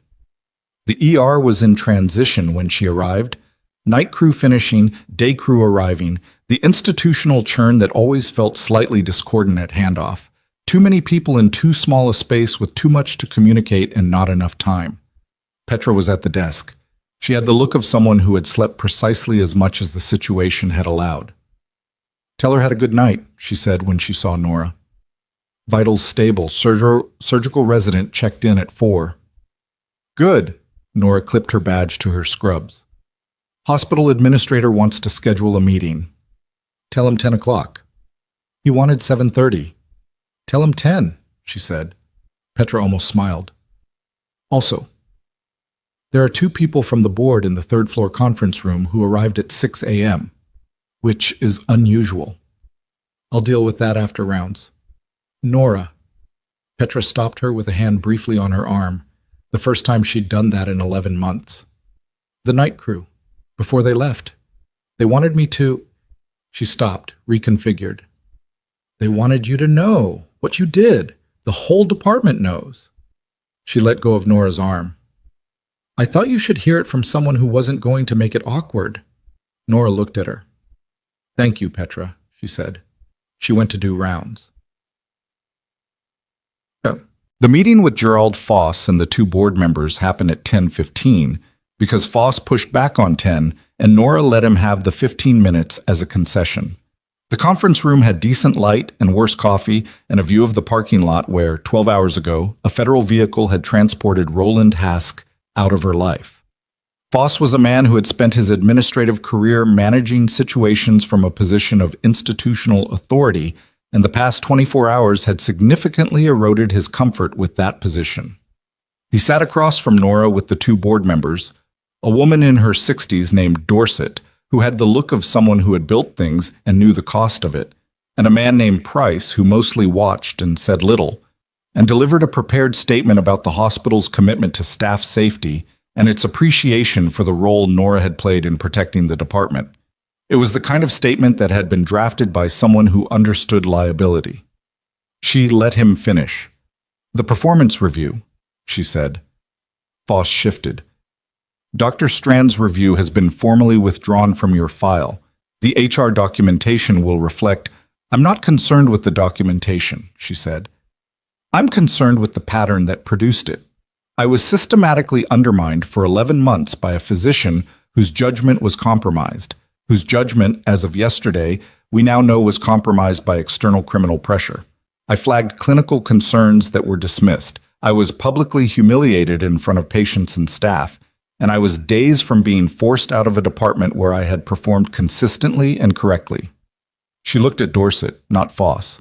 I want that on the official record, not the liability-managed version, the actual version. Dorset held her gaze. There was something in her face that wasn't quite respect, more like recognition. What would you need to see from the board to feel that the record reflects accurately? A formal review of every disciplinary action Dr. Strand initiated against nursing staff in the past 3 years. Any patterns consistent with what I experienced should be documented and addressed. That's a significant undertaking, Price said, his first words. Yes, Nora said. It is. Dorset and Price exchanged a look. We can authorize that review, Dorset said. It'll take 60 days to complete properly. That's acceptable, Nora said. Foss had been quiet for most of this. He cleared his throat. There's also the matter of your role going forward. Given the events of the past 24 hours, your background, your demonstrated capability, the board has discussed the possibility of a new position. Nora looked at him. Director of Emergency Security and Crisis Response, he said. It's a new role. We'd be building it around what we've learned these past 24 hours about what this department actually needs. He paused. It's a significant salary adjustment, and it would come with full authority over emergency protocol development. She was quiet for a moment. I'll need the position to carry clinical hours, she said. I'm not leaving the floor. Foss blinked. That would be non-negotiable, she said. Dorset was almost smiling. We can work with that, she said. But the afternoon brought its own sequence of events, each carrying its particular weight. The Kessler Syndicate's leadership, 3 senior figures arrested in the morning raids, 2 more taken into custody in Great Falls by 6 p.m., had begun the process of legal representation and arraignment. The federal case was moving. Teller's documentation, verified by independent forensic accounting, provided the connective tissue the prosecution needed. His testimony, when it came, would close what the documents left open. Strand's formal cooperation agreement was filed in Helena at 3 p.m. The specific charges, unauthorized disclosure of protected patient information, conspiracy, carried potential sentences that his cooperation would reduce but not eliminate. The process of that reduction would take months, possibly longer. Hask's arraignment was scheduled for the following morning. The charges were federal and multiple: conspiracy, wire fraud, accessory to murder for the 4 prior informant deaths, and the evidence against him, including the recording from the Mill Point meeting, was substantial enough that his legal team had reportedly already begun discussing cooperation as the least bad option. He would spend time in federal prison. The question was how much. The answer, Burris told Nora in a brief call that afternoon, was going to be a significant amount. Whitfield's situation was still being processed. He would cooperate. He would receive something less than Hask, something more than a caution. It wasn't tidy, but the law rarely was. Nora processed all of this in the background of her shift, the way she'd always processed parallel information, storing it, turning it over in the margins, letting the main part of her attention stay on the work in front of her. At 5 p.m., she was charting at the triage desk when she heard a sound she recognized, the particular cadence of feet moving down a corridor in a way that wasn't casual, wasn't emergency, but was deliberate and directed. She looked up. Dr. Osei, the surgical resident who'd managed Teller's case through the night, was at the corridor entrance to the ER with 3 other residents behind her, and behind them, 2 of the day nurses, and Petra, and 4 members of the overnight crew who had apparently come back in on their off hours. They stopped when they saw Nora looking at them. Osei said, "We just wanted to—" She stopped, visibly reconsidered, tried again. "The night crew told us what happened, in the imaging wing, and with the federal operation, and—" She stopped again. Nora waited. "We just wanted you to know," Osei said. "All of us." It was not eloquent. It was not a ceremony. It was a group of people standing in a hospital corridor in the middle of a shift, in the particular awkward sincerity of people who meant something and weren't entirely sure how to say it. Nora looked at all of them. "Rounds," she said. "Bay 7 needs a check. Who's got it?" Osei blinked, raised her hand. "Go," Nora said, and then quieter. "Thank you." They went. She went back to her chart. She was 3 lines into the documentation when her phone buzzed. Galt. She stepped away from the desk. "One thing," he said when she answered. "What?" "Hask asked to speak with you, through his counsel, before the arraignment." A pause. "You don't have to. You're under no obligation." "What does he want to say?" "His counsel says he wants to clarify something about the drive, the documents he provided." Another pause. "He says there's one piece of it the technical team won't find because it's not digital and not in the drive. He says he'll only tell you what it is." She stood in the corridor with the hospital humming around her. "He's positioning," she said. "He's building a channel to the investigation through me because he thinks I'll advocate for the significance of whatever he gives me." "That's my read too," Galt said, "which is why I said you don't have to." "But the information might be real." "It might be." She looked down the corridor, Teller's room at the end, Petra at the desk, Osei's white coat disappearing around a corner, the whole complicated machinery of a place that kept people alive. "Set it up," she said. "I'll hear what he has to say." "You sure?" "The last 4 informants are dead," she said. "If there's something he knows that prevents a 5th, I'll sit in a room with him." Galt was quiet for a moment, then, "Tomorrow morning. Helena, I'll drive." "I'll meet you there," she said, and ended the call. She stood for a moment in the corridor. Then she went back to the triage desk, picked up her pen, and finished the chart entry.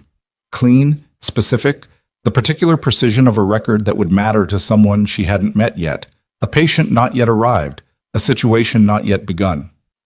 The ER ran around her in its ordinary, extraordinary way, and Nora Voss did what she had always done in every environment that had ever asked it of her. She paid attention, and she stayed, and she was ready for whatever came through the door next. But what came through the Helena facility door the next morning was not what anyone had planned for, because when Rourke's team went to move Hask from holding to the interview room at 7:45, his cell was empty, the door was locked from the inside, and the federal detention officer who had been on his corridor since midnight was unconscious on the floor with a single puncture wound to the neck that looked, To the paramedic who assessed him, exactly like the work of someone who knew precisely where to press to produce the desired outcome without causing permanent damage.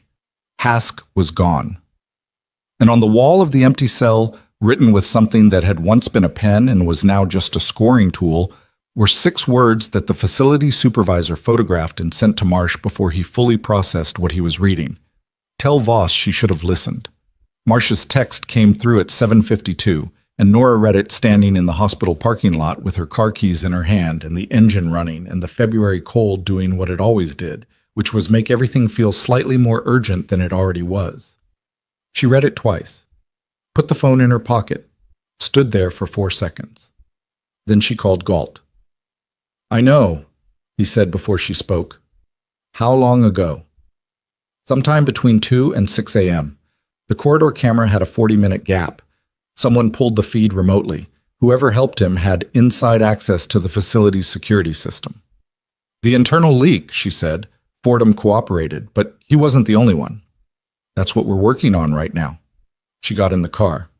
"He left a message for me specifically, which means he had time to think, which means the exit was planned before the arraignment. He knew yesterday that the charges were too solid to fight cleanly. We're aware of that timeline." "Warren," she pulled out of the parking lot. "He's not going far, not yet. He said I should have listened. That's not a goodbye message, that's a provocation. He wants me to know he's still in play." A pause. "Nora, I'm not going anywhere. I'm going to work." She merged onto the main road. "But you need to look at everyone who had access to that facility's security network in the past 72 hours. Not just Fordham's associates, everyone. And you need to pull the original access log from the Ridgeline Hospital system, not my screenshot, the original, and verify the metadata." "Why the metadata?" "Because Hask is careful. He's been careful for 20 years. If there's any chance the workstation access we attributed to Strand was manufactured, if Hask or someone in his network placed that log entry to point us at Strand while Hask moved, we need to know now." Silence. "That's a significant if," Galt said. "Yes," she said. "It is. Verify it anyway." She drove to the hospital, clocked in, and went to work. She did it because it was the only rational thing to do, because Teller needed wound checks and the ER needed staffing, and the work did not pause for the complications of the life running parallel to it. She did it also because she had learned, over many years in many difficult environments, that the worst thing a person could do while waiting for a situation to resolve was to stop functioning. The waiting that happened inside the work was survivable. The waiting that happened in stillness was not. By 9 a.m., the metadata verification was complete. Galt called. The original access log was legitimate. Strand had accessed Teller's file. The timestamp, the user credentials, the session data, all of it was clean and consistent and definitively Strand's. No manufacturer, no frame. The workstation access was real, the transmission was real, and Strand's cooperation continued to confirm every detail of it, which meant Hask hadn't framed Strand. He'd recruited him, coerced him, and used him, and Strand had made the choice he'd made, and the consequences of that choice were moving through the legal system at their proper speed. And it meant Hask's escape was not about undermining the case against him. The case was solid, regardless of whether he was in a cell or not. The escape was about something else. Nora was charting at the triage desk at 10:40 when she understood what it was. She called Galt again. "He's not running," she said. "He's going after the documentation."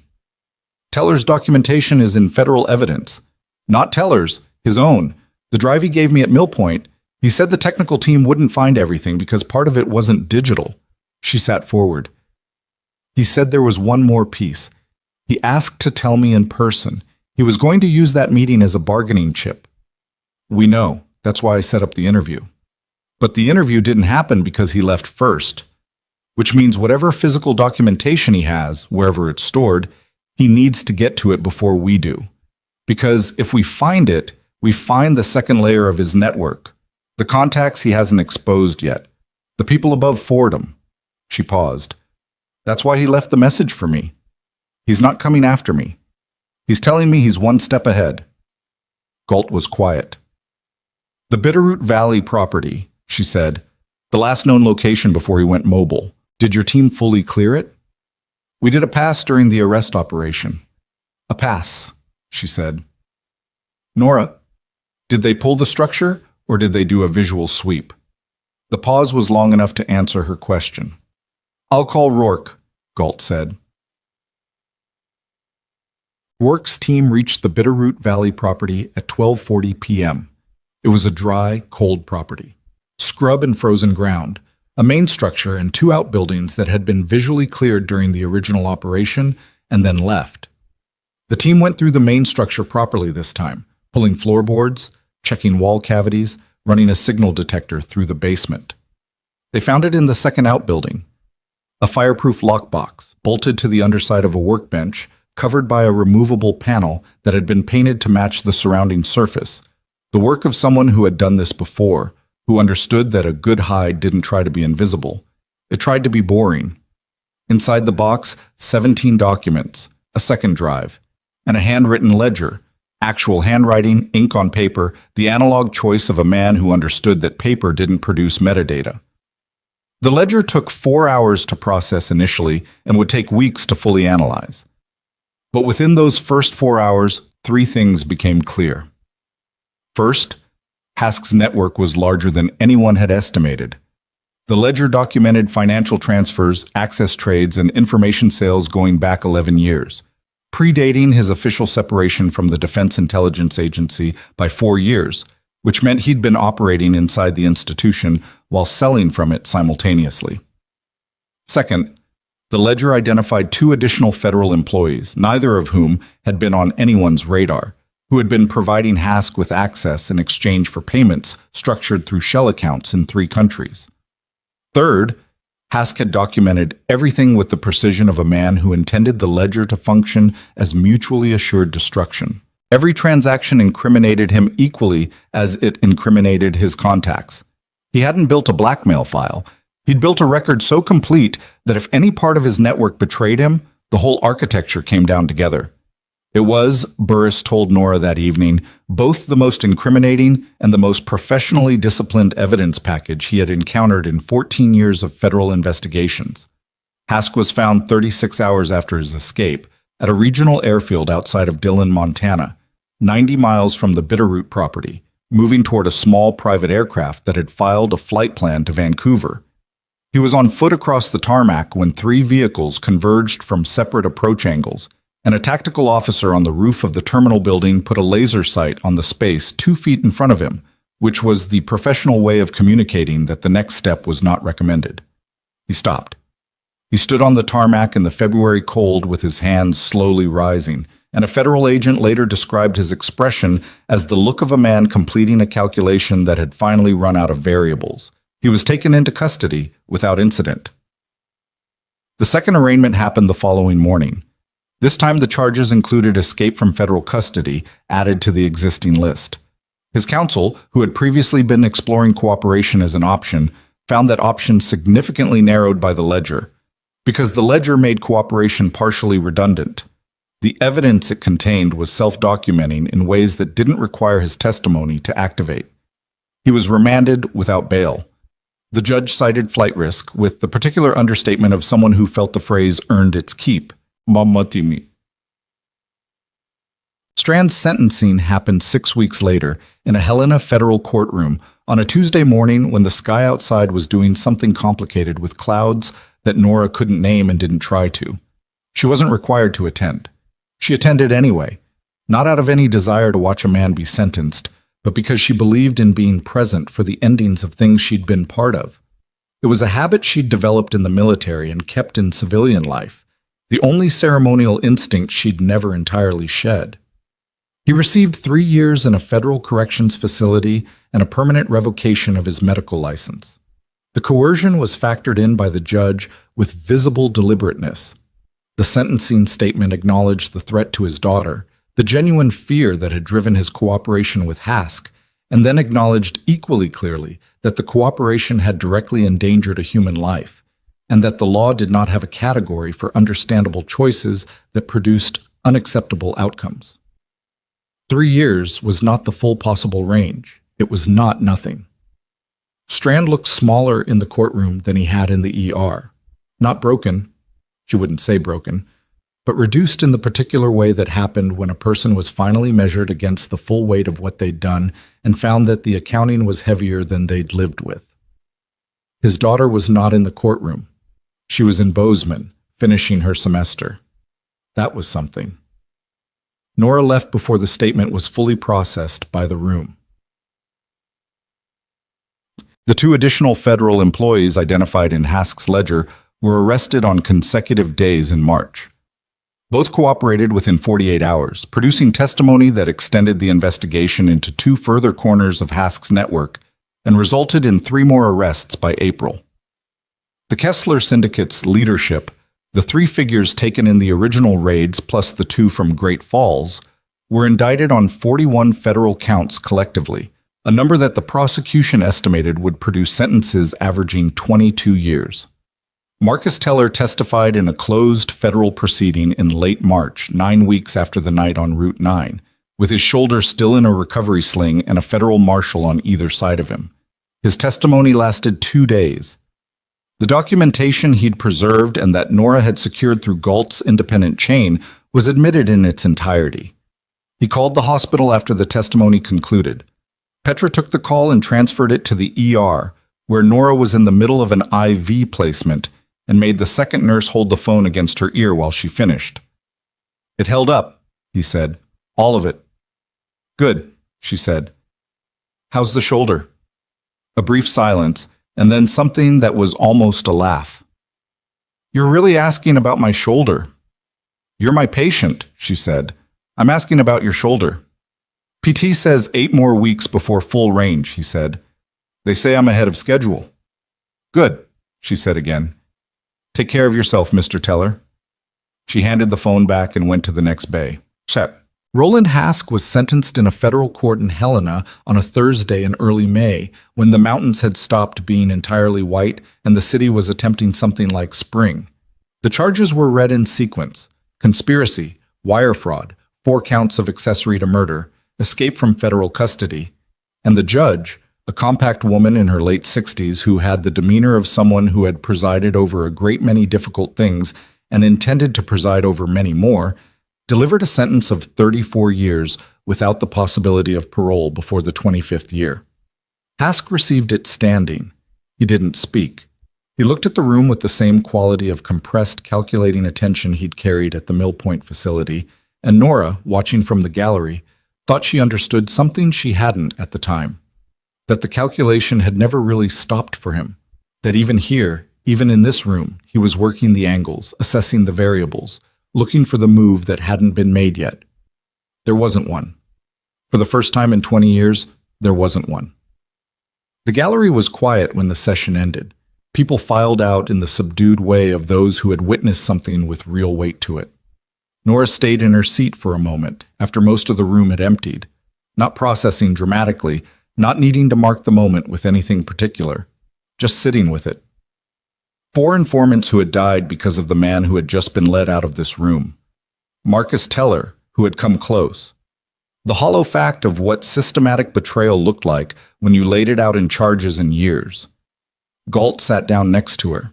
He'd been 3 rows back. 34 years, he said. Yes, he'll be 83 when he's eligible. I know. They sat for a moment. What Whitfield said in his interview, Galt said, about you. He said, and this is verbatim, that reaching out to you was the first right thing he'd done in 2 years. That something about seeing your name come through made him think there was still a version of this that ended correctly. He paused. I thought you should know that. She considered it. He still has to face what he did, she said. He does. He will. A pause. The right thing and the clean thing aren't always the same thing. No, she said. They're not. She stood, smoothed her jacket. They walked out together into the May afternoon, which was genuinely warm for the first time in months, the kind of warmth that felt like something the earth had been withholding, and had finally decided to release. The director position at Ridgeline General became official on the 1st of June. The paperwork finalized, the title added to her badge, the salary adjusted. The board's review of Strand's disciplinary history produced findings that validated what Nora had described, and 3 others from nursing staff had described separately. A pattern of systematic undermining that had gone unreported for years because reporting it meant being dismissed in exactly the way Strand had dismissed Nora, and most people couldn't afford to find out which way it would go. 3 nurses received formal acknowledgement of complaints that had been buried. 2 received back pay adjustments tied to performance evaluations that the review found had been improperly downgraded. It wasn't a complete accounting, it never was, but it was an accounting, and it was documented, and it existed now as permanent record rather than the kind of institutional memory that evaporated when the people who held it moved on. Petra was offered a senior charge nurse designation that came with a pay increase and a formal advisory role in the new emergency security framework. She accepted it with the particular directness she brought to everything, and then immediately used the advisory role to flag 3 protocol gaps she'd been flagging informally for 8 years. Nora put them in the first revision of the Crisis Response Manual. On a Tuesday in late June, warm enough now that the hospital's windows were cracked, and the ER smelled like actual outside air for the first time in months, Nora was walking through the department at the start of her shift when a first-year resident named Baez stopped her near the trauma bays. He was young, earnest, still carrying the particular anxiety of someone who hadn't yet made enough mistakes to know which ones were survivable. "Can I ask you something?" he said. "Walk with me," she said. He fell into step. "Were you really in the Army?" She'd been asked this 6 times in the past 4 months, by nurses, by residents, by 2 paramedics who'd heard the story third hand and wanted confirmation. She'd developed no particular formula for answering it. 7 years, she said. Combat? 2 deployments. He was quiet for a beat, working up to whatever the actual question was. "The men who came through the ER in February," he said, "you weren't scared." "I was scared," she said. "I just had something to do while I was scared."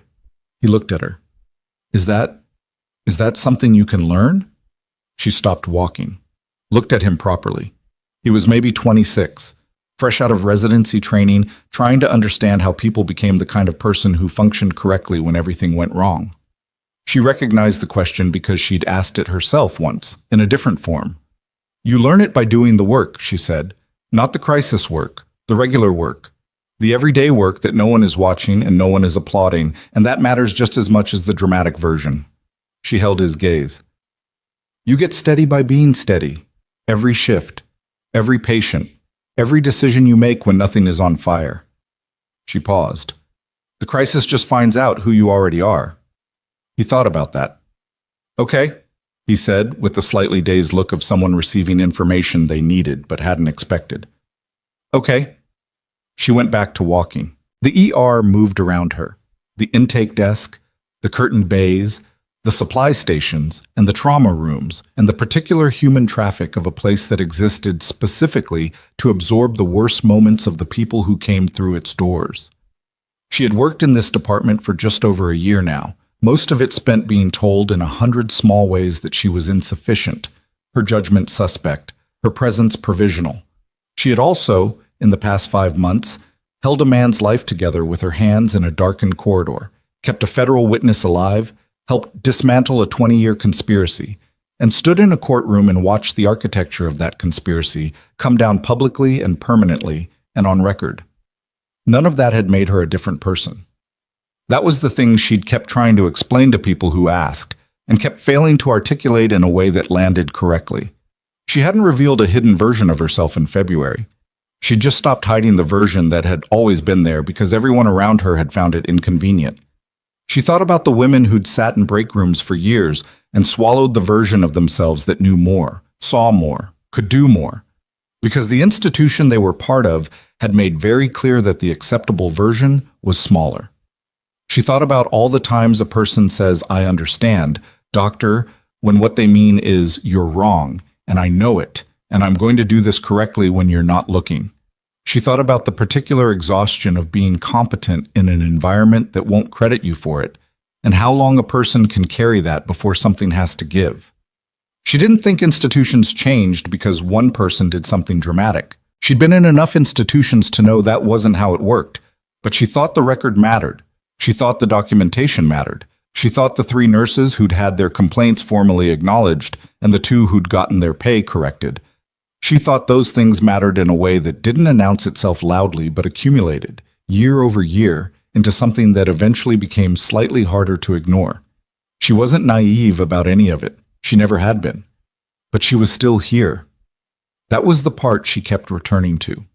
She was still here, badge clipped to her scrubs, walking her floor, doing the work that had always been the work. At 3 in the afternoon, a woman came through the ER entrance holding a child, 18 months, maybe 2 years, breathing in a way that Nora clocked from 30 feet as stridor, the high partial obstruction sound, something in the airway that needed immediate attention. She moved toward them before the intake desk had processed the arrival, already calling for a pediatric tray, already talking to the mother in the level, deliberate voice that communicated, "We have this. Stay with me.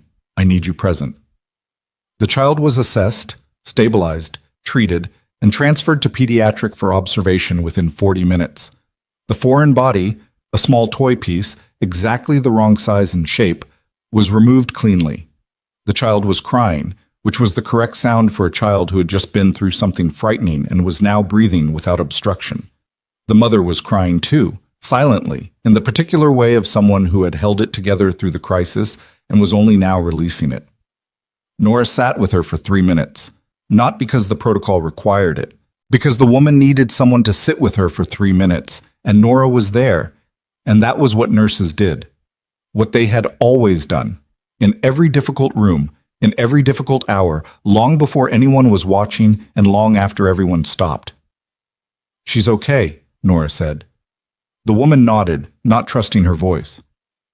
"You did the right thing," Nora said, "coming in fast. That was the right call." "I didn't know," the woman said. "I didn't know if I was overreacting." "You weren't," Nora said. "You knew something was wrong and you moved. That's not overreacting. That's exactly right." The woman looked at her.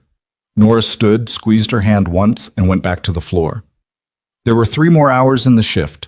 There was work to do. There would always be work to do, in the particular endless way of a place built to absorb what the world produced, the accidents and the illnesses and the bad luck, and the moments when a body suddenly, without permission, became the most urgent thing in a person's life. She had spent 7 years learning to keep people alive in conditions that had nothing in common with a hospital. She had spent the years after learning to keep people alive in conditions that did. The 2 things were not as different as people assumed. The work was the work. The steadiness was the steadiness. The only thing that changed was the terrain. She had been dismissed, and she had stayed. She had been pushed out, and she had stayed. She had been told in 100 different ways and voices that the version of herself she was walking around in was not the right version for this particular room. She had stayed anyway. Not because she was trying to prove something, not because she was waiting for the moment when everyone would finally see her correctly. She had stayed because the work mattered and she was good at it, and because somewhere in the 7 years she'd spent keeping people alive in places that wanted to kill them, she had learned that the most radical thing a person could do